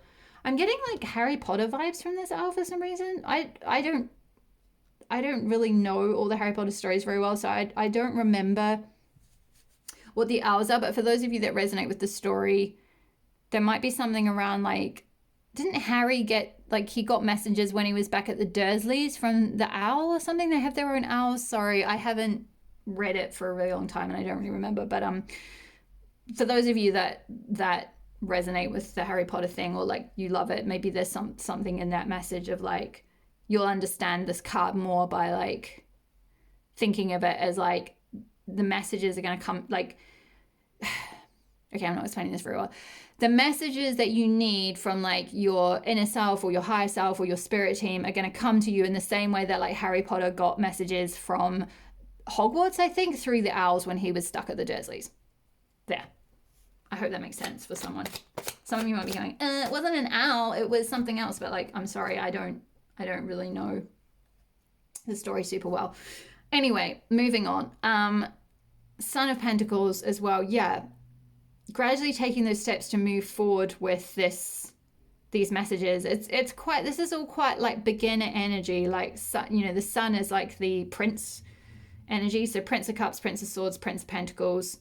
So Father of Pentacles. So we've got a lot of masculine energy here. So, and I do feel like with the eagle, with the sun, that solar plexus, which is yang energy, masculine energy, whether you're man or woman, it doesn't matter, or however you identify, it doesn't matter. It's all to do with like everyone has masculine and feminine energy within them. It's really funny because you're kind of the pole, you're like the mirror opposite of pile one. Pile one needed to do more feminine energy or draw on more feminine energy and yin energy and like trust and intuition. And pile two, you need to draw on more masculine energy and like drive, like I feel like you've got feminine energy in terms of yin intuition, creativity, inspiration, kind of in spades. It's just your throat chakra is blocked, so you can't, all that inspiration and intuition, it's getting stuck and you can't get it out. But like once you unblock your throat chakra, that energy will move up and down, and then you'll be able to shine your light and soar and step into this more masculine energy of like taking steps to actually put things out in the world and like support yourself and like potentially make money or be prosperous from it. We spoke of prosperous with something. I think it was the eagle. No, it was Danu. You use your knowledge to prosper, and we had the gold on top of the green heart, the green diamond there. Yeah, so there's this energy of like kind of, I'm gonna go forward even though I don't really feel very strong in this yet, but I know that if I just, Pentacles is kind of that slowest moving energy in the deck, and it's like I'm just going to methodically put one foot in front of the other, and eventually I'm going to get there. Is that all the messages, Spirit? Yes, I feel like that's it. Whew, that was quite a big reading. Oh, the other thing I wanted to say is for those of you who are also unblocking your throat chakra, to drink a lot. So like soups, liquid soups, teas, water, lemon water, honey in the morning and water, things like that can be really, really useful for unblocking your throat chakra, because it just helps, like the more you like liquidize your throat, literally it helps like energetically as well, like flush out like any blocks in your throat chakra, especially if you are doing energy work or like Archangel Gabriel work to kind of like unblock your throat chakra. But yeah, I think that is all the guidance that I have. Thank you so much for being here. Thank you so much for letting me read for you. It's been an absolute pleasure reading for you today. Obviously this is a general reading, so just take what resonates and leave the rest. If you would like a bespoke reading, then I do have a couple of slots left, I think, for the end of January. So my website will be below and you can book direct through Linktree.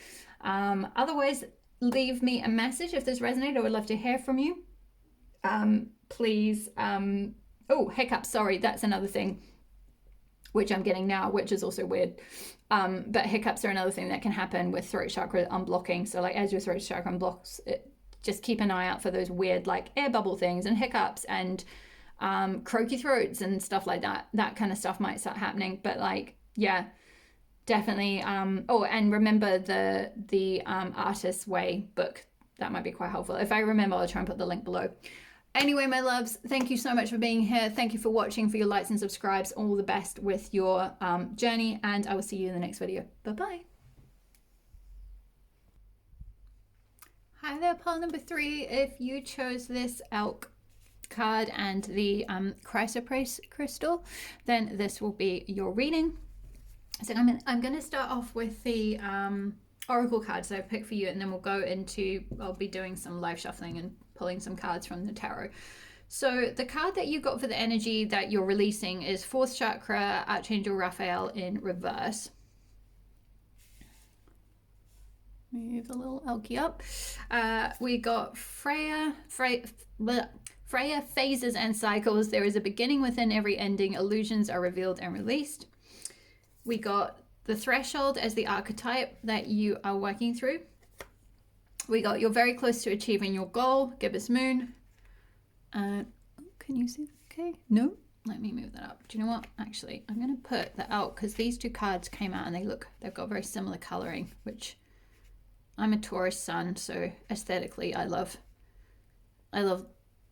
aesthetic things that match. So I'm going to put that together from a image point of view. And for the goddess inspiration card, you got the Zoria. I think that's how it's pronounced, or Zoya. Be at peace, the divine feminine watches over you, guardian goddesses. So I'm just going to move so you can read. There we go. Okay, phases and cycles, the Zoria. Excuse me. So, excuse me. Sorry, I just had a break in between the pile 2 and pile 3, and I had peanut butter on a cracker and a tiny bit of peanuts got stuck. Apologies. So pile number 3, I'm going to start off with just reading from the energy oracle deck, because the book is just so explains these cards really perfectly. It's always, I just find the messages are so apt. So the fourth chakra, Archangel Raphael in reverse. For those of you that don't know chakras, by the way, just really quickly, fourth chakra is your heart chakra. So it's connected with the color green, which also you've got a green crystal, Chrysoprase, which is to do with heart healing as well. And it's all to do with like your emotions and relationships and connecting with like heart energy, heartfelt connections, that kind of thing. So with the fourth chakra in reverse, it's saying this card reversed indicates some blocks in the flow of your heart center energy. Perhaps it's an old sense of abandonment or the grief of a broken heart lingering from a long past event. Whether it's recent or not, this blocked energy stops you from caring for yourself and attracting love from others, and it can create an undercurrent of unhappiness that permeates your life. It's time to heal the old stuck stuff and move on. Don't bypass the pain and pretend it doesn't exist. Instead, ventilate it in your journal. That's quite an unusual way of wording that, ventilate it. I think just vent it. Vent it in your journal and release it with an intention to be clear, happy, and self-loving.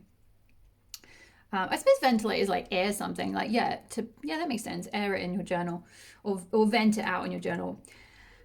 Meditate on the increasing light in your heart center and call on Raphael to help bring healing and clarity there. Love yourself and give yourself the approval you used to need from others. The healing will take place and happiness will return. And the affirmation for you is, my heart center, my fourth chakra, is open to its perfect, healthy, and joyful state. The energy of love flows through me now. I live in love. Excuse me. So, just to begin with I'm going to start with your oracle card channel messages that came through, and then we're going to go into the tarot. So I feel like with Freya here as well, there is a beginning within every ending. Illusions are revealed and released, and the threshold here as well, which is like stepping off something like a platform. It's almost like you can see here, it looks a bit like a nest or something that she's stepping out of into this like fiery kind of energy underneath, which is also the same energy that's in the antlers of the elk. But it's like whatever ending you've been through, whether it is something recent or something in the past, something old, it's like it's pushed you to step off this threshold into like this new, better version of yourself, or a new beginning. We've got a lot of orange and yellow here, which is orange is linked with the sacral chakra, which is all about your like creativity and fertility and sort of that receiving ideas and like fertilizing ideas, creative ideas, also sensuality, sexuality. And the yellow is connected with the solar plexus, which is about shining your light, shining your sun, being your authentic self, standing in your power, standing in your truth. So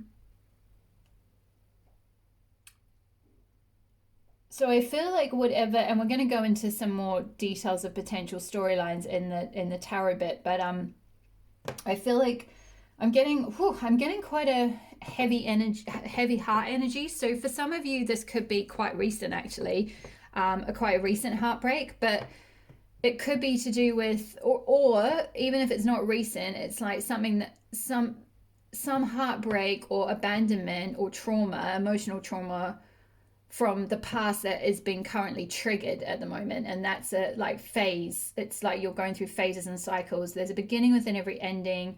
Illusions are revealed and released. So it's like things like that sense of abandonment, if it is that for some of you. And by the way, Chrysoprase would be really, really helpful for that. Really, really good crystal. And fluorite, actually, green fluorite. Both of them are heart chakra crystals. Green fluorite helps flush and clear out any like emotional wounds or like heaviness. And Chrysoprase helps heal the inner child. I do feel like for some of you, this is older stuff. So it's not something like a recent breakup or recent kind of pain or ending, but like where Freya is talking about like there's a beginning within every ending, illusions are revealed and released. It's kind of almost more to do with like with this inner child healing aspect of like, and I did speak of the nest here as well, it's almost like she's standing in the nest. It's like this is old abandonment wound stuff from childhood. So this is like a cycle that really needs to close out because it's really old, and it's been like disrupting your life, like it's been holding you back from, what did it say in the book? Sorry, I sometimes read these things and I'm just reading it and I don't completely remember. What did she say? 30, let me go back to the card. So it was talking about whether it's recent or not, this blocked energy stops you from caring for yourself and attracting love from others, and it can create an undercurrent of unhappiness that permeates your life. I'll put that back in reverse because that's how it came out. Yeah, so it's time to heal the old stuck stuff and move on. So like those illusions that are being revealed and released could be talking about, less to do with like an illusion from a recent situation or a current situation, and more to do with like an old cycle or an old phase, like a younger self. It's interesting with Freya, of all the keepers of the light ones, she is kind of one of the youngest looking ones. She looks kind of like a teenager, so this could be quite an old abandonment wound from something from your teenage years, or like a very young love or young relationship that you had, or a relationship with your parents or something like that. But there's some kind of illusions or something around possibly like leaving the nest, like stepping off that threshold of like being like almost like abandoned, or being at the behest of someone who's going to abandon you. It's almost like that's like a child, it's sort of an inner child wound that keeps playing out, or like a pattern that keeps playing out and keeping you tethered. Because it's like with the threshold, it's like you're not quite out there. It's like you're on the threshold, you're on the cusp. I feel like you are on the cusp of healing this, whatever this is. Even if it is a recent thing, it's like this recent pain or heartbreak or whatever has happened, or this ending has happened to like trigger older stuff. It's like old wounds and old abandonment stuff, or old heart pain, inner child issues. I definitely feel like, and I just keep coming back to like this nest thing and inner child thing, healing your any kind of childhood wounds. And again, I just say I feel like you're very close, because something might have ended quite recently, and we'll get into that in the tarot in a second, but something may have ended for you, or you might have been triggered quite recently that's pushing you to the very edge of your threshold. Like this, I'm just hearing that like threshold of pain. It's like your pain threshold has gone down. Yeah, so basically you can't resist the pain any longer. It's like it's going to have to transform. You're going to have to face this now. You're going to have to transmute it in order to get out of that, like being stuck in that childhood nest energetically. I'm not meaning you're still at home. Some of you might be, but figuratively speaking, there's something holding you, tethering you to a wound from the past or something. And I feel like, actually, interestingly, now I'm getting with the elk, because the elk can speak of like a strong masculine figure and a protective figure and a father figure. It's that protector energy, or like, yeah, protector tends to be masculine energy, but it can be like a nurturing, protecting energy, either man or woman. Someone who's a really good friend, someone who's really solid. It's earth element, so it's earth energy. Could be someone who's Taurus, Virgo, Capricorn, which could be you. Or this was like a father figure in your life, because with that, speaking of getting to the point of your threshold and having to sort of jump out of the nest and leave the home or something, this could be speaking of something to do with an elk figure in your life, as in a protective figure, a male father figure. Oh, I'm getting a sharp chest pain here. So for some of you, that wounding, that abandonment wounding, could have come from a father figure, someone who was meant to perhaps protect you, but either didn't because they couldn't. It's that whole thing of like hurt people. So maybe something happened to them in their childhood, and so therefore, like, it's been passed down in some sense. They were abandoned as well, so therefore they in some sense abandoned you. Like, it might not have been like literally, they might not have like left the home or something. Like, they might not have like walked out on, say, you and your mother or whatever, but or again, this could be like, it doesn't have to be a father, this could be a mother, but it's some kind of protective figure from the home that was supposed to be there that abandoned you in some sense. Now, this can be energetically, this could be emotionally, in terms of not giving you the emotional support, so there's some kind of emotional neglect. This could be narcissistically, this could be in terms of literally abandoning, like literally leaving. Maybe you were given up for adoption, or you were one of your parent figures did actually physically leave, or there was a divorce or something like that. So I feel like whatever this endings, this fourth chakra blocks, these wounds, this threshold situation, it might be to do with like this pattern or this cycle that's permeating in your life, that's stopping you from really receiving love, and keeping you unhappy and triggering you. And it might be that you've gone through beginnings and endings and beginnings and endings, and more illusions are being released, because as you're attracting, because often we attract partners who are like one or other of our parent figures, or recreate the dynamics that our parents have had together. And so you might be noticing that you're doing that, and within each ending, it's like more and more illusions about your childhood and what it wasn't, when it, like either what it wasn't or when it should have been something, or just illusions around ideas that you had around your family that like it's like actually maybe you had developed some negative ideas about your family that now like those illusions are being revealed and released, and you're able to like leave that threshold of like do the inner child healing, do the self-forgiveness, do the forgiveness work of them, which is never linear, by the way, and never something you can bypass. It's a process, and sometimes some days you can feel like you have, and then the next day it goes back and you're back in your inner child self again, and it hasn't fully, it's not like a black and white, cut and dry kind of like, oh yep, okay, I forgive them, yep, so I can move on now. Okay, great. Can you give me my relationship, please, spirit? Can I have my love now? Can I come on, can I be happy? Can I have the love of my life? Like, I've done it, I forgave them, it's done, it's sorted, tick, right? I'm out of the I'm off the threshold, like I'm stepping off. It doesn't work like that. Like, there's a real need to kind of go within and heal your inner child, and like really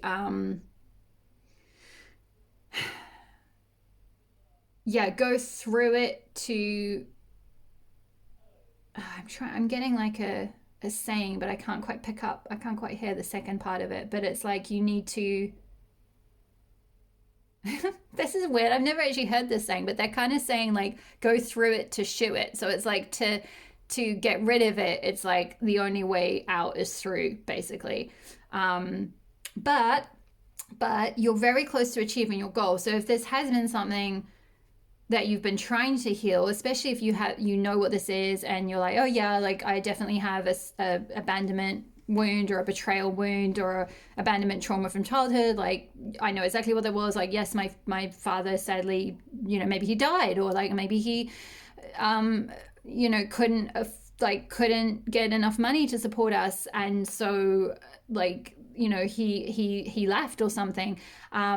So I'm totally aware what that is, and I'm on it, I'm doing my healing work, I'm processing, I'm at the threshold of kind of stepping off out of this now, because I do feel like for most of the piles, like this stuff that's releasing is like, this is for those of you that kind of know what you're doing and you know what you're working with, and you're already kind of actively co-creating with spirit and co-participating in your own healing, and you're like aware of what you need to do to release. Some of you, this might be a little bit newer information, but I think for most of you, you're like, yeah, like maybe you've had some mental health problems as a result of this, or emotional problems, or relationship problems, most likely, because it did speak of that with the fourth chakra in reverse in the book. I think it spoke of having difficulties attracting love from others and so forth. But the importance of not bypassing it and giving the love to yourself, which I feel like with the Zoria there, and be at peace, the divine feminine watches over you, guardian goddesses. I feel like this is a lot to do with like your guardianship from home and your model of love and support and guardianship and protection that you got as a child or a teenager. And maybe some of you are like, I'm just picking up, some of you might have been in foster homes or something like that, so you had like guardian carers or foster carers, so there could be really quite a strong abandonment wound there from all of that trauma. But you can call on these beautiful goddesses here to be at peace. The divine feminine watches over you. These are like guardian goddesses that you can like call on to help you find the love within to forgive and release this cycle, because we're talking about illusions are revealed and released, and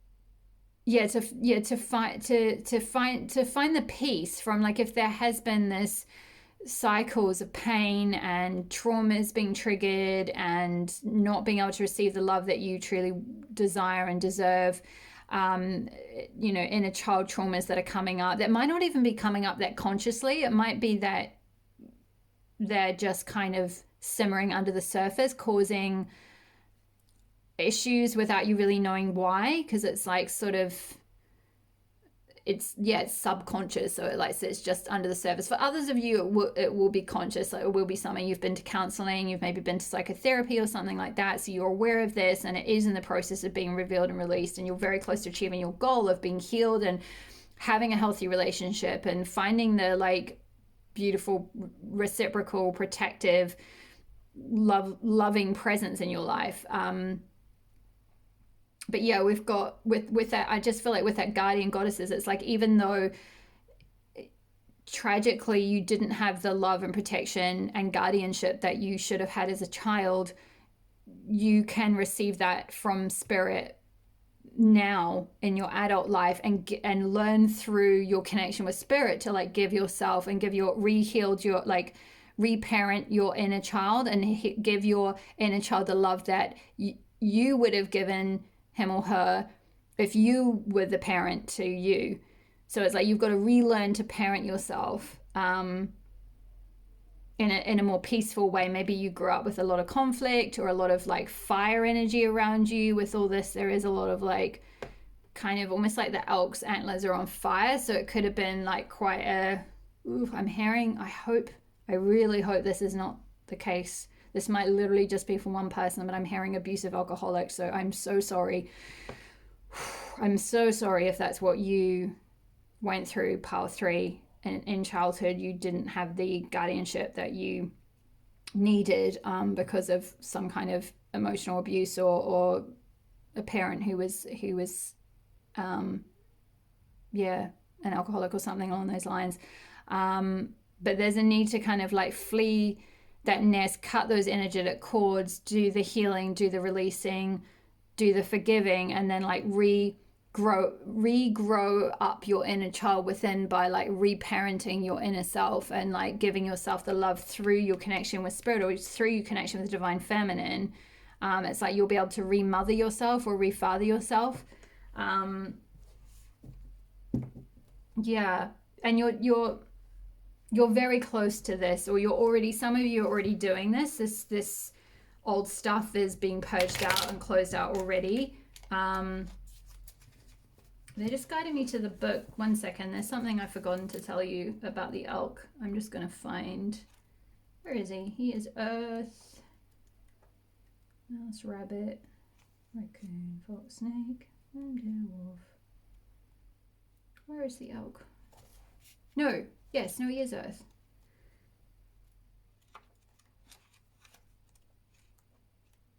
Sorry, pile 3. Give me 1 second. I'm going to pause and then come back on. Sorry about that, pile 3. I didn't want to go skimming back and forth through the pages while you're waiting. So the elk, stable, resilient, headstrong, the father. The great elk represents the earth element in its masculine form. This means it provides underlying support and stability amidst life's many changes. An elk personality, whether male or female, is fully established in themselves and knows their core values. They become known and respected for acting in ways that uphold those values. Sometimes the elk's ego can become inflated, but for the most part, they make damn good fathers, mothers, lovers, and friends. The world needs more elk energy. And when in balance is supportive, kind, consistent. When out of balance is pretentious, high, and mighty. And to bring into balance, it says eat and drink more consciously. Now, I'm getting a few messages from that for a few different people, so I'm just going to quickly go through what I picked up. So the eat and drink more consciously, this could be speaking of those of you who had modeled some kind of addiction or alcohol abuse or substance abuse or something, or even food, like strange or unhealthy food patterns as coping mechanisms.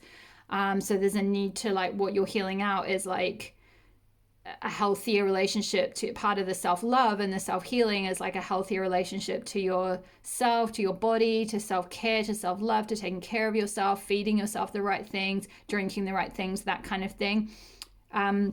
The other thing I picked up was that this is like all about, if you didn't have this modeled as a child, either it was out of balance in some way, like with that pretentious, and when the elk energy is out of balance, it can be arrogant or pretentious. It's like, so that can speak of the narcissistic thing. I did pick up maybe one or two of you might have gone through a parent figure who might have been narcissistic. So you were kind of abandoned in the sense that you were never allowed to be your true actual self, because that's one of the biggest kind of wounds with that, that dynamic, is that you can't shine your own light because that person is the center, has to be the center of attention all the time. So it could be that one or other of your parent figures, or you were in a cluster of narcissists or something. So that could be another thing that you need to heal from. That can cause a very big abandonment wound, because you were kind of forced to abandon your authentic self.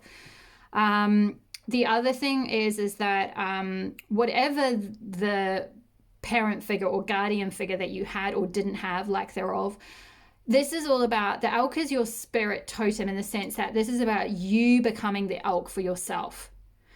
Okay, so like you becoming that strong, supportive parent figure for your own inner child, with the Chrysoprase inner child healing there.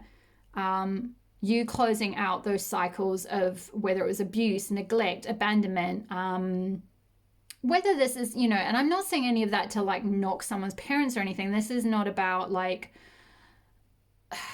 kind of saying it in a like attacking or critical way. This is just kind of about like there is some kind of heart wound here, or some kind of trauma that happened, and that can look different for everyone. That can be anything from being like slighted as a child a little bit because you had many brothers and sisters, all the way through to like, I did pick up on someone having an abusive alcoholic parent figure, or literally being abandoned, being left to fend for yourself, or like having to, you were put in an institution or something. So it could be anywhere on the spectrum, and anything that is a trauma to the inner child can be damaging in a significant amount of way that can still permeate your adult life if you've not sort of fully healed and like come into this like state of being able to parent yourself and find that self-love and self-support and strong sense of self-protection from whatever level of stuff was that happened as a child, that happened in the nest, in the womb, not in the womb, but like, in the nest, in the family home, whatever it might be. And most of us, like, remember also, like, I work with many clients. I do healing work as well, as you might have heard me mention in the intro to the video. I'm a holistic healer too, and I do holistic healing sessions, and I work with many clients who have had some kind of abuse or neglect from either childhood or a romantic relationship, which often, as I mentioned, stems from, if you're having patterns of difficult relationships, if you look back, it often stems from something in the home. Not necessarily, not always, but a lot of the time. And when you look at most people have had something, like very few people have had fully, completely, unconditionally loving, supportive, functional family homes. Most people have had somewhere on the spectrum some kind of trauma or something somewhere. Even if they have had a supportive family home, they might have had some kind of trauma from something else. So for those of you that are like, well, I definitely had a functional family home. My parents were really loving and whatever, but like I had some kind of abandonment trauma because I was sexually or emotionally or something. So there was some kind of abuse that happened on the hands of someone else, or assault, like maybe you might have, when you were a teenager, you might have been, say, raped or something like that. I apologize, by the way, if this is triggering for anyone. You might want to just take a break and like just come back to this when you feel stronger. But I do feel like it's important to kind of face this stuff. If you are being triggered and you're like, oh, I don't want to hear about this, like, that could be a very good sign that this is something to face, that this is something to work through. With that fourth chakra in reverse card, it did actually talk about like what was it saying? It literally said something like you can't, don't bypass the pain and pretend it doesn't exist. Yeah, and I'm getting that some of you might have tried to do that in the past. You might have tried to drown it with other things like work. Like maybe if you had a, say, for example, for the person or people that might have had an abusive alcoholic parent or an alcoholic parent, you might have turned to workaholism as a way to as a coping mechanism and as a way to drown that trauma. So it's like looking at releasing these patterns, illusions, things that have been keeping you stuck so that you can step into your own power.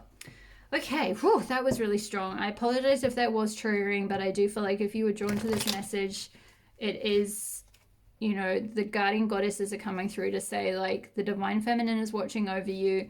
This can be released. You don't have to carry this around and have it affect you for your whole life. Like, you do deserve love. You do deserve self-love. You do deserve protection. You do deserve safety.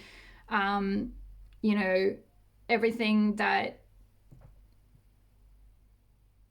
your inner child should have had, you deserve to give yourself now, and then in return you'll attract someone in who, if you haven't already, hopefully some of you are already in a commitment, but in a lovely reciprocal relationship. But if you haven't and you've had difficult relationship patterns, because it did speak of that with fourth chakra in reverse, finding it difficult to receive love from others, if you're attracting the same kind of patterns of like wounding, it might be time to kind of like chrysoprase crystal, really honestly, and also rose quartz crystal is another one that helps with like heart healing. But let's have a look at what is, whoa, I hadn't even asked a question yet, Spirit, and Daughter of Wands came flying out, but what is coming through as a result? So yeah, beautiful energy here. So this new blossoming is going to come through.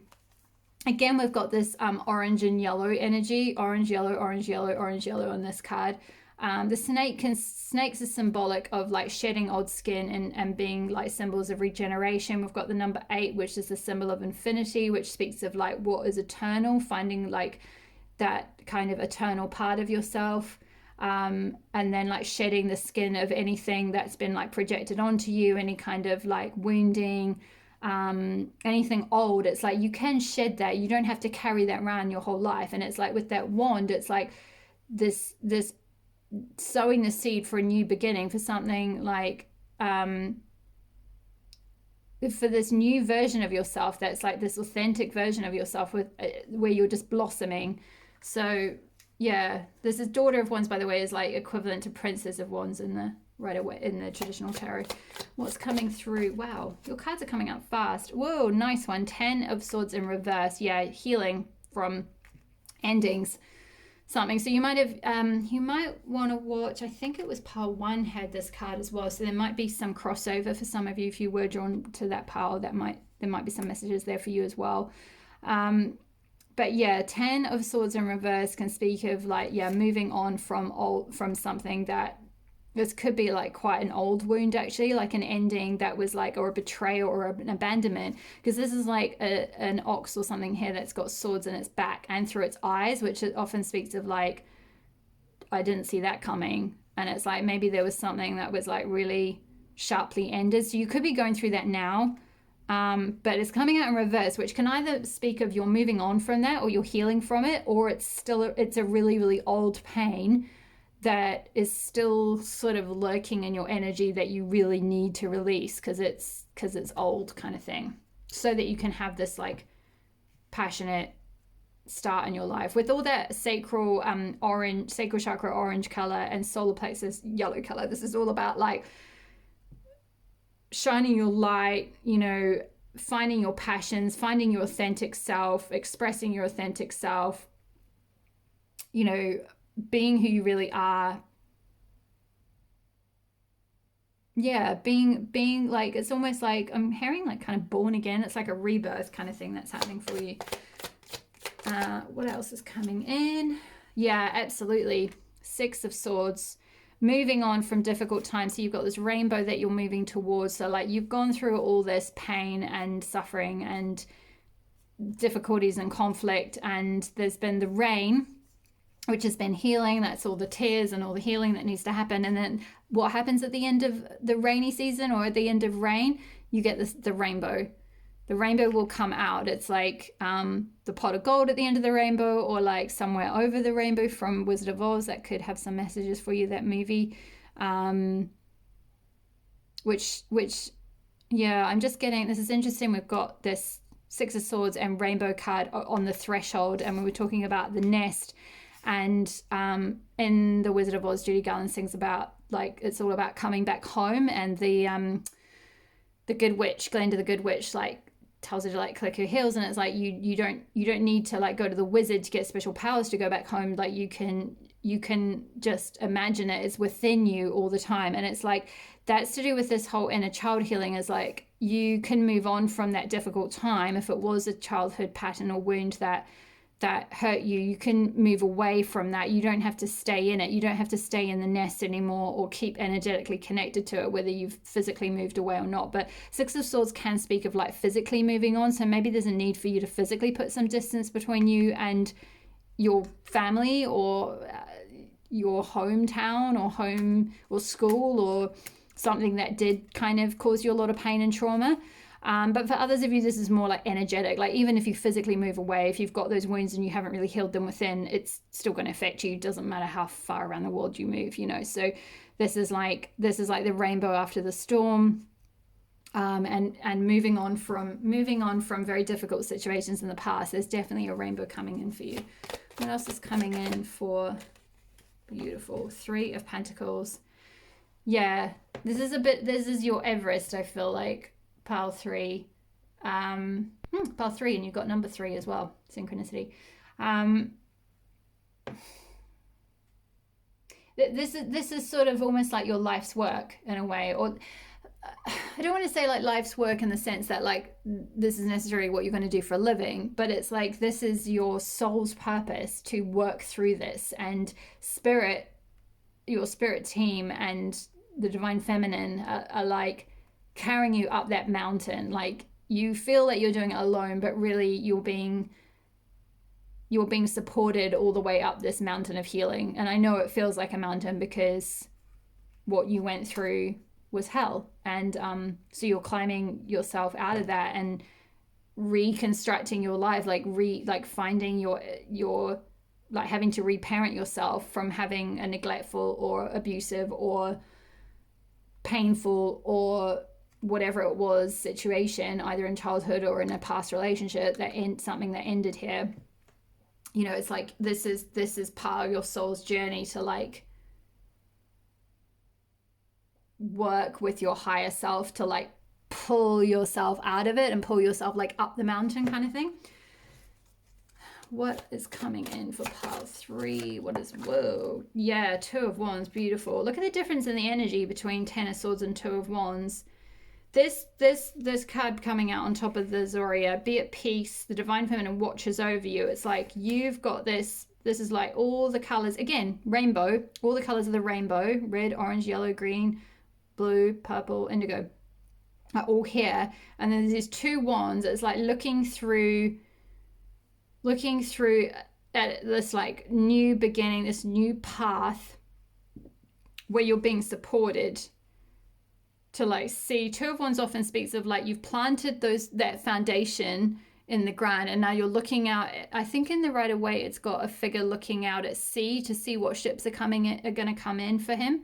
It's like looking out at like, oh, what's on the horizon for me? It's like you're going to see you're going to be in the rainbow. Like you're coming out of this now maybe, but like through all the healing, like you're just going to be like living in this rainbow, being like, what is coming in for me? Like what can I expect? What you're being watched over, like what beautiful things are coming in for me.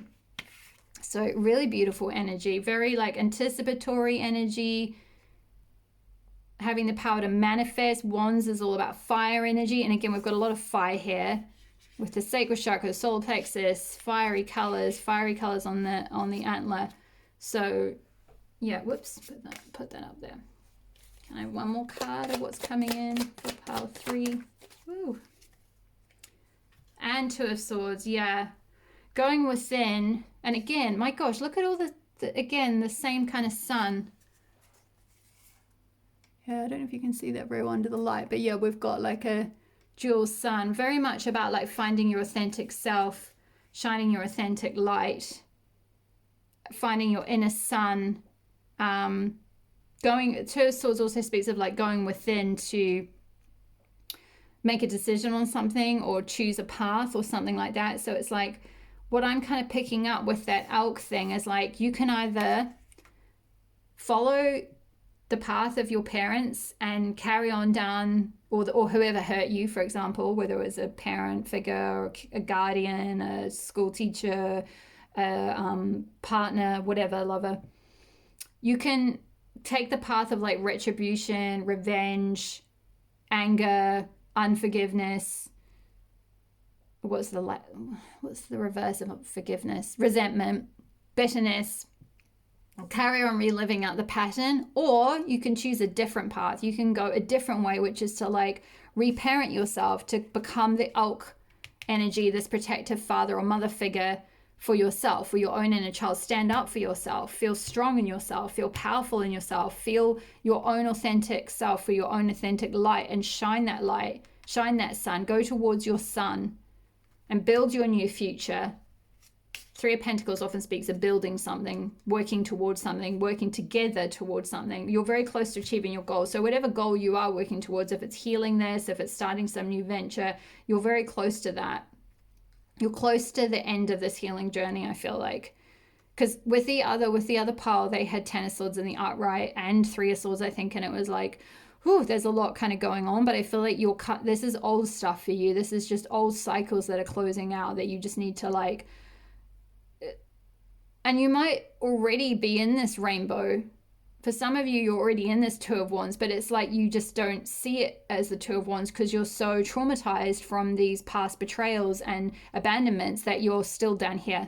And it's like actually Spirit is like saying, like, like you don't have to go, don't go back, stop going back, stop like going back home, like energetically speaking, or going back to this old person or situation or wound. Like rise up out of it. Like you're in the rainbow now. Like trust the rainbow. Like work with, like know that you're supported now, you're safe now, you're guarded over, the divine feminine watches over you. So like, yeah, you can choose in any moment. You can choose what to believe, whether it's those old wounds and that old any kind of like mental, because Swords can speak of like the mind and decisions and ways of thinking, patterns of thinking. So you can go down old patterns of thinking back towards these Swords, or you can go towards the rainbow, and you have a choice in any moment. And it's like you're really, really on the threshold of healing this, I feel like, and achieving your goal of being, I mean, I don't know, are we ever fully healed? Healing happens in cycles, but like you can certainly shift a lot and move on from and release, with Goddess Freya, release a lot of this old pain and abandonment wounds, so that you can certainly do it enough so that for those of you that have been struggling to find love or find a healthy relationship, you don't have to stay in this pattern. If that's what you've been struggling with, not being able to find happiness or love because you don't maybe believe you're worthy of it or something like that. But yeah, definitely some kind of inner child healing could be really helpful here. But I do feel like for you, pile 3, you're a bit further along. You're kind of on that healing path. You're on your healing mountain. Like just trust you can get to the top and you will. And it's interesting, I'm just noticing we've got a 10, which is the end of a cycle. That's like the ultimate number, right? It's like the completion. It's an ending. We've got 3, which is the Trinity, and we've got the Trinity of goddesses here. 1, 2, 3 goddesses. That's the like maiden, mother, crone goddess. Or if you follow the sort of Christian or one of those related religions, it's like Christ, God, Holy Spirit, or there's the Trinity, the Spirit Trinity, the Holy Trinity shows up in many different religions and whatever. The point is that there's a 3 or a Trinity energy that's protecting you, like a holy energy, like the divine feminine energy, the maiden, mother, crone energy is definitely protecting you. And then you've got 2 twos, which are about Twos are about partnership and cooperation and balance and harmony. So, and potentially soulmates as well. So yeah, you know, that could be coming in for you if that's what you want. Love is here for you if that is what you want. You don't have to settle or scrounge, I'm hearing, or like suffer or beg, receive breadcrumbs or bad or abusive behavior from anyone, or neglectful or a betraying behavior from anyone. That's not okay ever. So yeah, just love yourself. Yeah, I was just actually moved to that fluorite, so that could be really useful for you, the fluorite crystal. I can't remember, I think I did vaguely speak of that at the beginning, but just a reminder, spirit, like, tell them about the fluorite again. So like fluorite crystal to flush out this old stuff. Really, really helpful crystal for those of you that are drawn to crystals.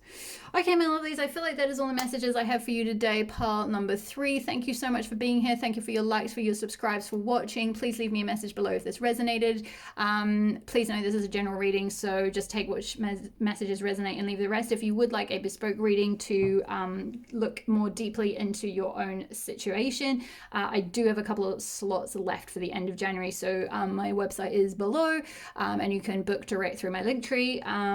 Otherwise, if I am leaving you here, I thank you so much for being here, and I will see you in the next reading. All my love. Bye-bye. Hi there, pile number 4. If you chose the B animal totem card and the ruby and feldspar crystal, this will be your reading. So to start with, we've got some oracle cards I've already pre-pulled, and then I'm going to go into some tarot messages at the end that I will do a live shuffling and live pulling from.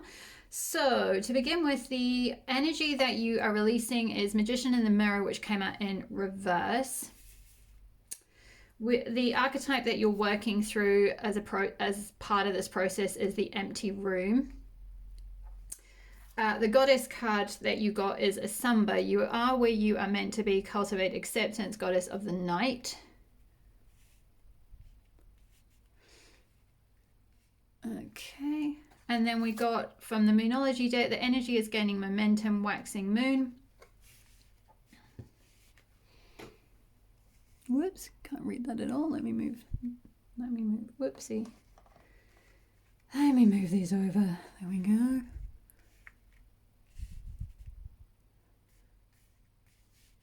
And the last one is Lady Nada, Heart Awakening, awaken to acceptance and divine love, give and receive in balance.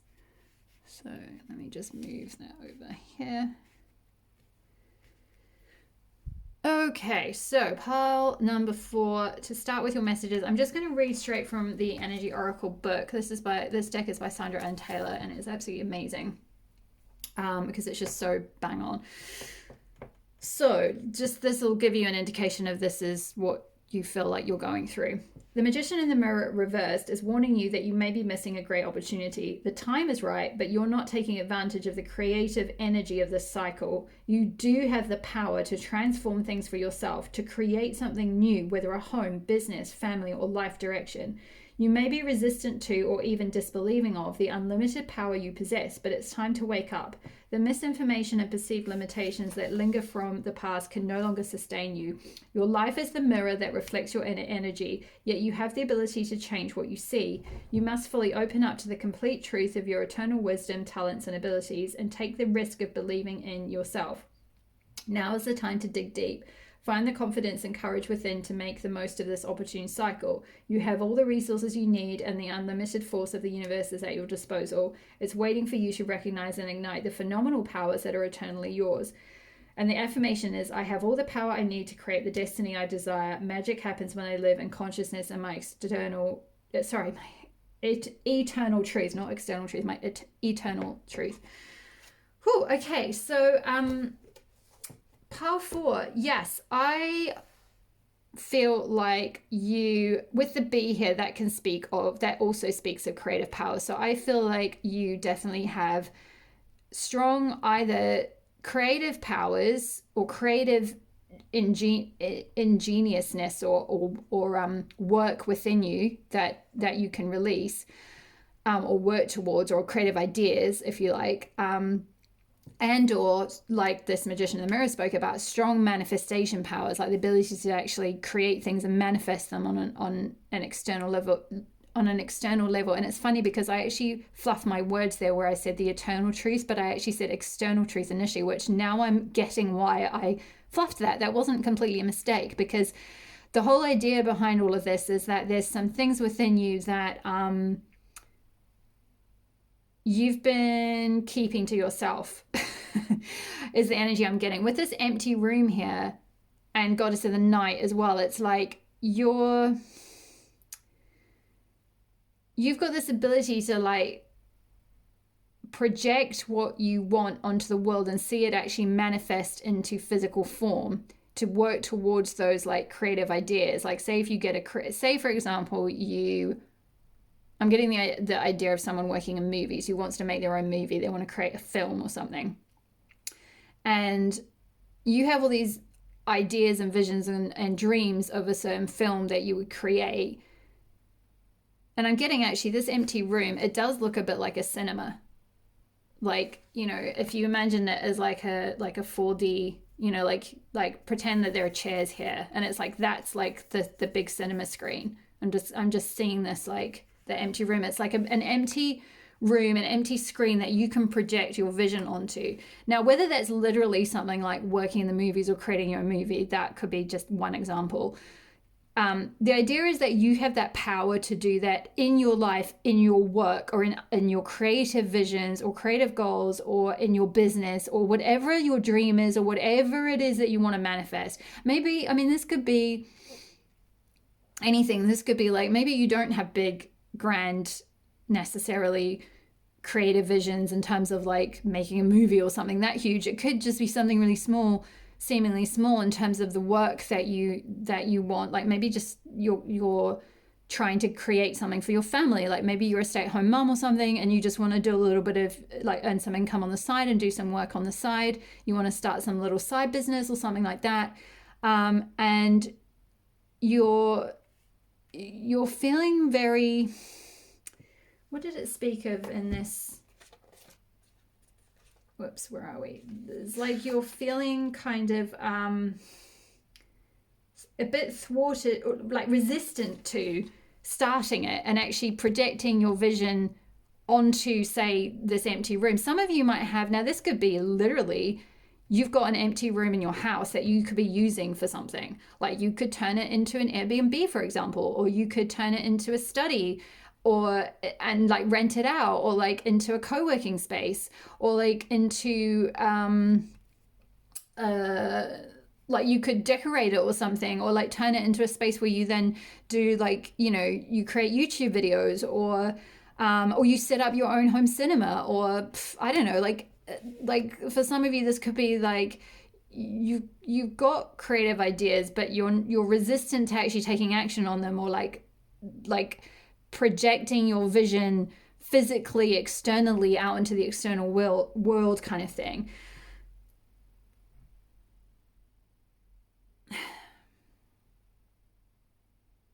But I'm definitely getting a vibe of like you're very creative. You've got a lot of creative ideas. I'm just going to the book because there was something about the bee that bees love to work. I feel like this is your totem animal, so it's like this is the energy you need to kind of embody, and that like bees love to work steadily and thoughtfully until the final task is complete. They're sensitive creatures, aware of many subtleties at once, since they're artists at heart. So that could be, that empty room could be speaking about like you turning it into if it is literally a room, or like just even figuratively working towards having a room where you exhibit your art. If you are some kind of physical artist, it's like having a space where you put your artwork up, or an empty room that you turn into a shop and you sell your artwork or your creative projects from or something. But since they're artists at heart, they usually add creative details to the overall vision. For the most part, they have bustling, joyous personalities until they're too tired from all the work, then they gripe and then sting. And so when in balance, they're content, active, and vibrant. When out of balance, they're overworked and annoyed. So yeah, you might have gotten a bit burnt out or overworked from something else in your life, and there's a need to kind of like go through a process of like emptying, clearing. I'm seeing like Marie Kondo. So some of you might be fans of the Marie Kondo show. You might need to go through a process of like what Marie Kondo does, which I think is something to do with like you go through each object. Sorry, I haven't actually watched the show, but this is what Spirit was showing me. You go through each object in your home and you ask, is it useful or does it bring me joy? And if it doesn't, then you get rid of it. So something around like clearing out rooms in your house, or clearing out like space, or like clearing things out, clearing out your schedule. Maybe even for some of you, you've gotten burnt out through other things, and it's like, there's a need to like create some emptiness, some space within, so that you can cultivate these ideas and like see them through to completion. But with the energies gaining momentum, waxing moon, it's like you've got this pressure building of like these magical ideas that are like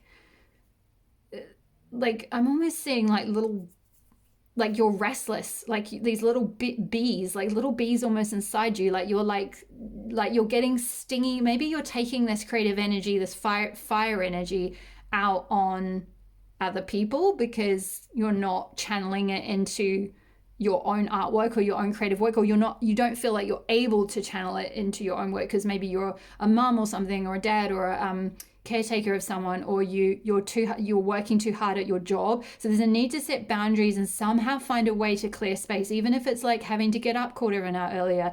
I remember reading something about and I'm sorry, I'm not a mother, so I know I can't really talk, so this is just what Spirit, I'm just a messenger. I'm just channeling what Spirit is saying. Some of you might be sitting there going like, you don't know what it's like.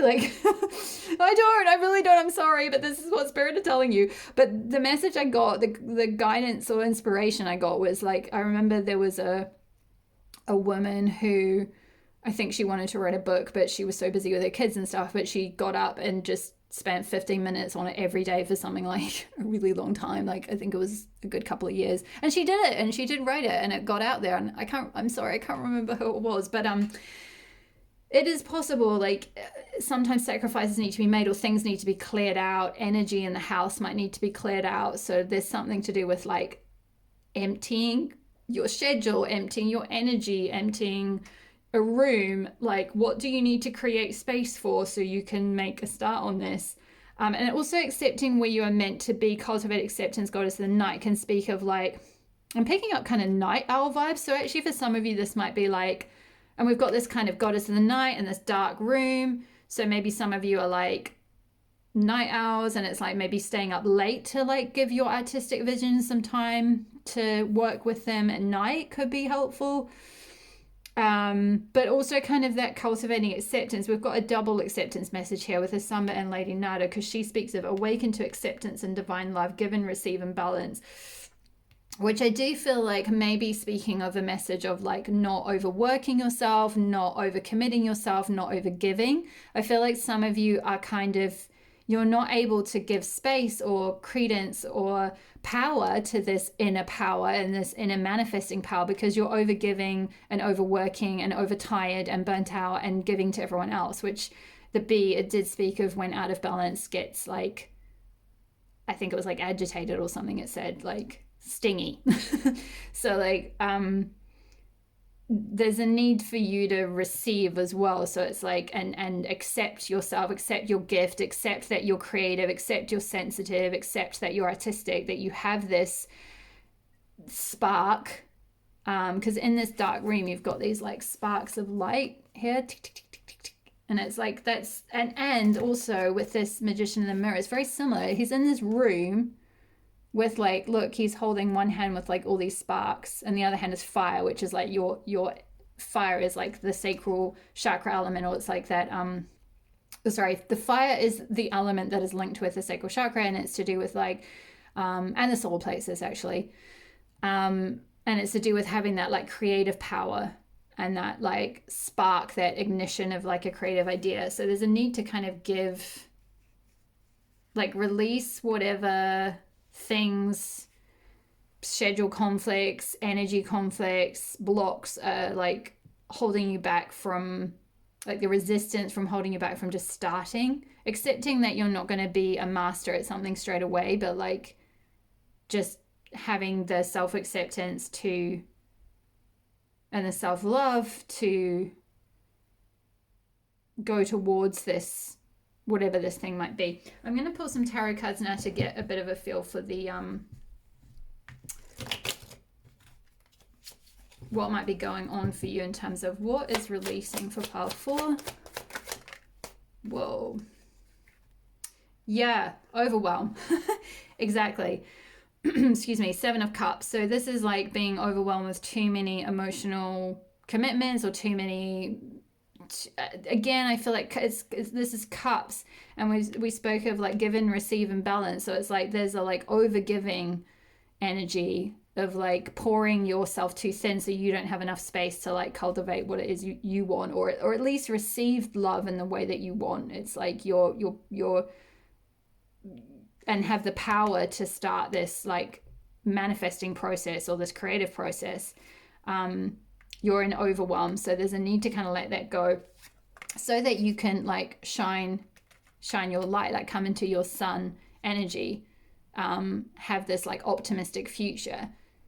Let's see what else. What have we got for pile number 4? What is releasing? Daughter of Wands. Yeah, so it's like I feel like this is kind of saying you are going to, there's a need to kind of eventually step into your self-sovereignty around, like Wands is to do with passion, creativity,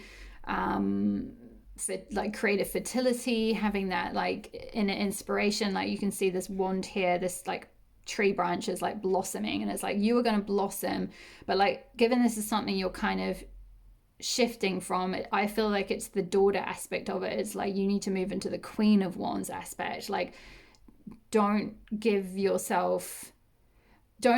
to others or to your work or whatever this other thing is that's taking too much of your time. Like you need to step into like your the queen version of the rather than the sort of junior energy. It's like you're a lot more powerful than you think you are. What is coming in for pile 4 as a result of releasing this? What is coming in? Ace of Cups, emotionally fulfilling new beginning. Yeah, this is like you filling your own cup up with things that bring you joy.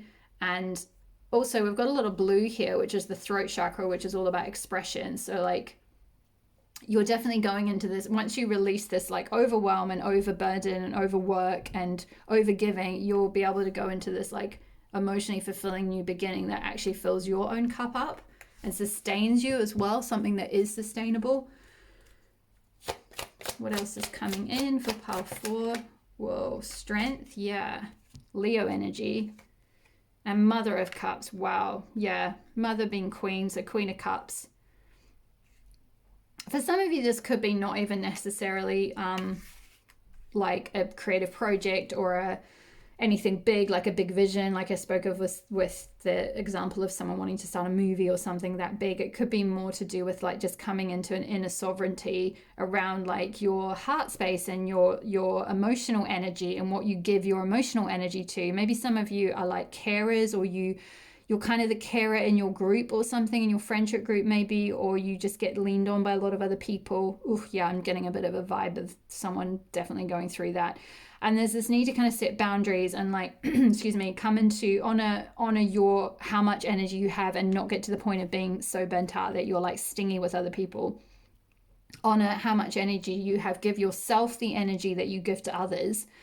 Find that inner strength to set those boundaries so that you can do some other things for yourself, whether that is a creative project, something you want to manifest, some business idea, you know, like just give yourself the time and space to start creating that and shining your light. With the line here as well, that's like Leo energy, which is about like, which is also quite similar. You can see there's 2 suns here. You've got the sun behind the lion's head and the sun here as well, which is like just basically shining your light in some way, having that Leo energy of being quite like proud and you know, really like happy to like just be out there and be quite extroverted and like share your gifts in whatever way.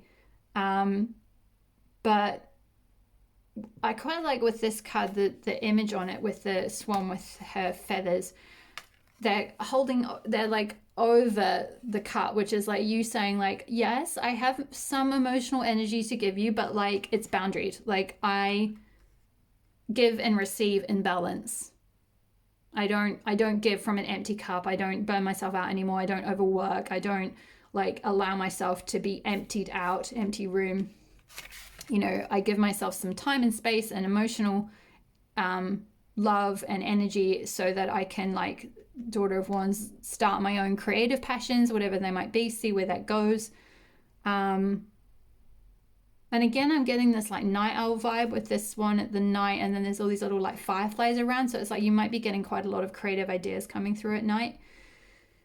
But yeah, it can look different. I'm getting a few different sort of possibilities for different people, because I'm getting, for some of you, this is more about like actually realizing you have the power to really put yourself out there in the world, like be big, be bold, be courageous, like this line, like, do something that emotionally fulfills you, like do the thing that you're talented at, that you have this artistic or creative vision for, because you'll be so much more fulfilled by that. And for others of you, this is more to do with like a heart awakening, like it says with Lady Nada there. It's to do with like not being overwhelmed, not being drained by people, releasing the need to overgive, releasing the pattern of overgiving, releasing the pattern of like running yourself dry, of like getting used up by others, or like taken advantage of maybe, or just giving to everyone else around you until you've got nothing left for yourself anymore. Like the cups run dry. It's like these are all the cups for others that you give to others, and then this is the cup for you. It's like, oh, there's nothing left for me now. Like I'm overwhelmed. I feel the need to pull a couple more cards. How's this? Whoa. Beautiful. Yeah. 7 of Pentacles. So this is going to come in for you.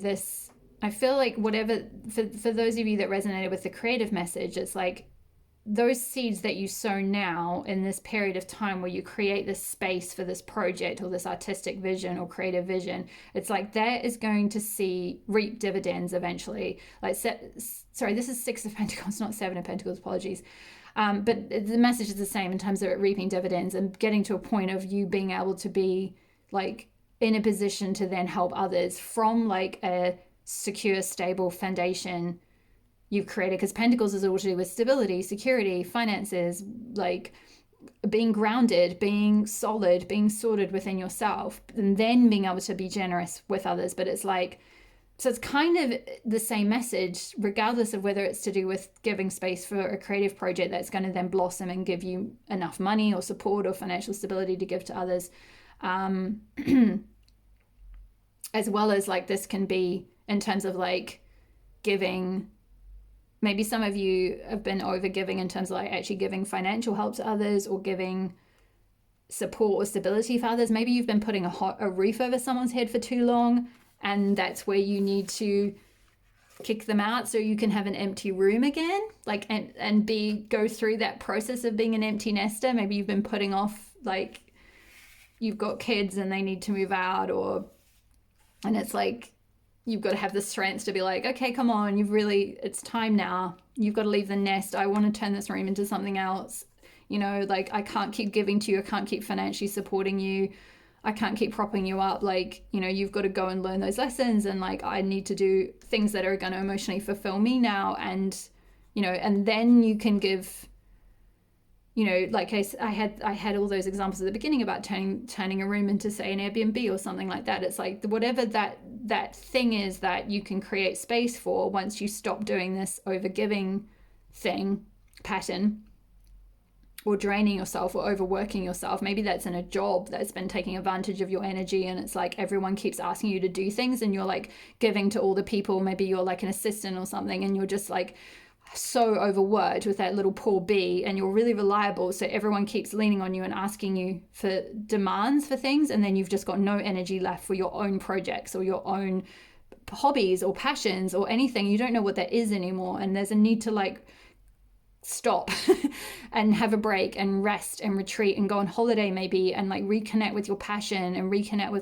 with that daughter energy. It's like what did you love doing when you were young? You know, some of you might have a daughter, so this might be like reconnecting with the daughter figure, or like, what do you like doing with your daughter? But I think it's more like, what did you like doing when you were a daughter, when you were younger? And it's like finding the space and the time and the self-love to give to yourself, to give that time to yourself, to like, and be bold and courageous to like put that, whatever that is, out in the world in some way.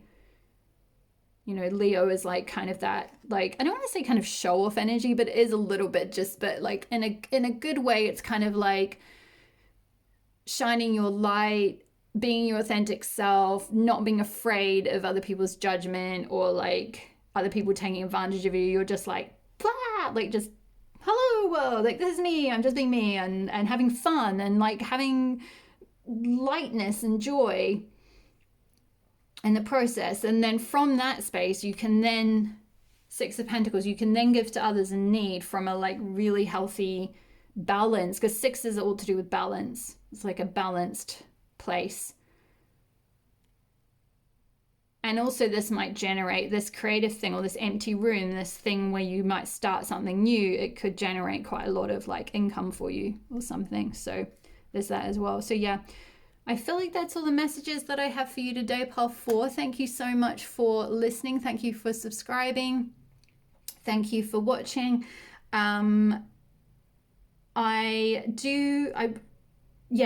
think I do have a couple of spots left for those of you that did want, that are interested in having a private reading. Obviously this is a general reading, so just take what messages resonate, leave the rest. If you would like a reading bespoke to your own situation, to understand what you might need to work through, any messages directly from Spirit, directly for you in terms of shifting or releasing any specific situation, or the next step on from this reading, then certainly check out my website below. Also, you can book direct through my link tree. So all of that will be below. Otherwise, leave me a message if this resonated. I would love to hear from you. Thank you so much for being here, and take care. All my love and light. Bye-bye.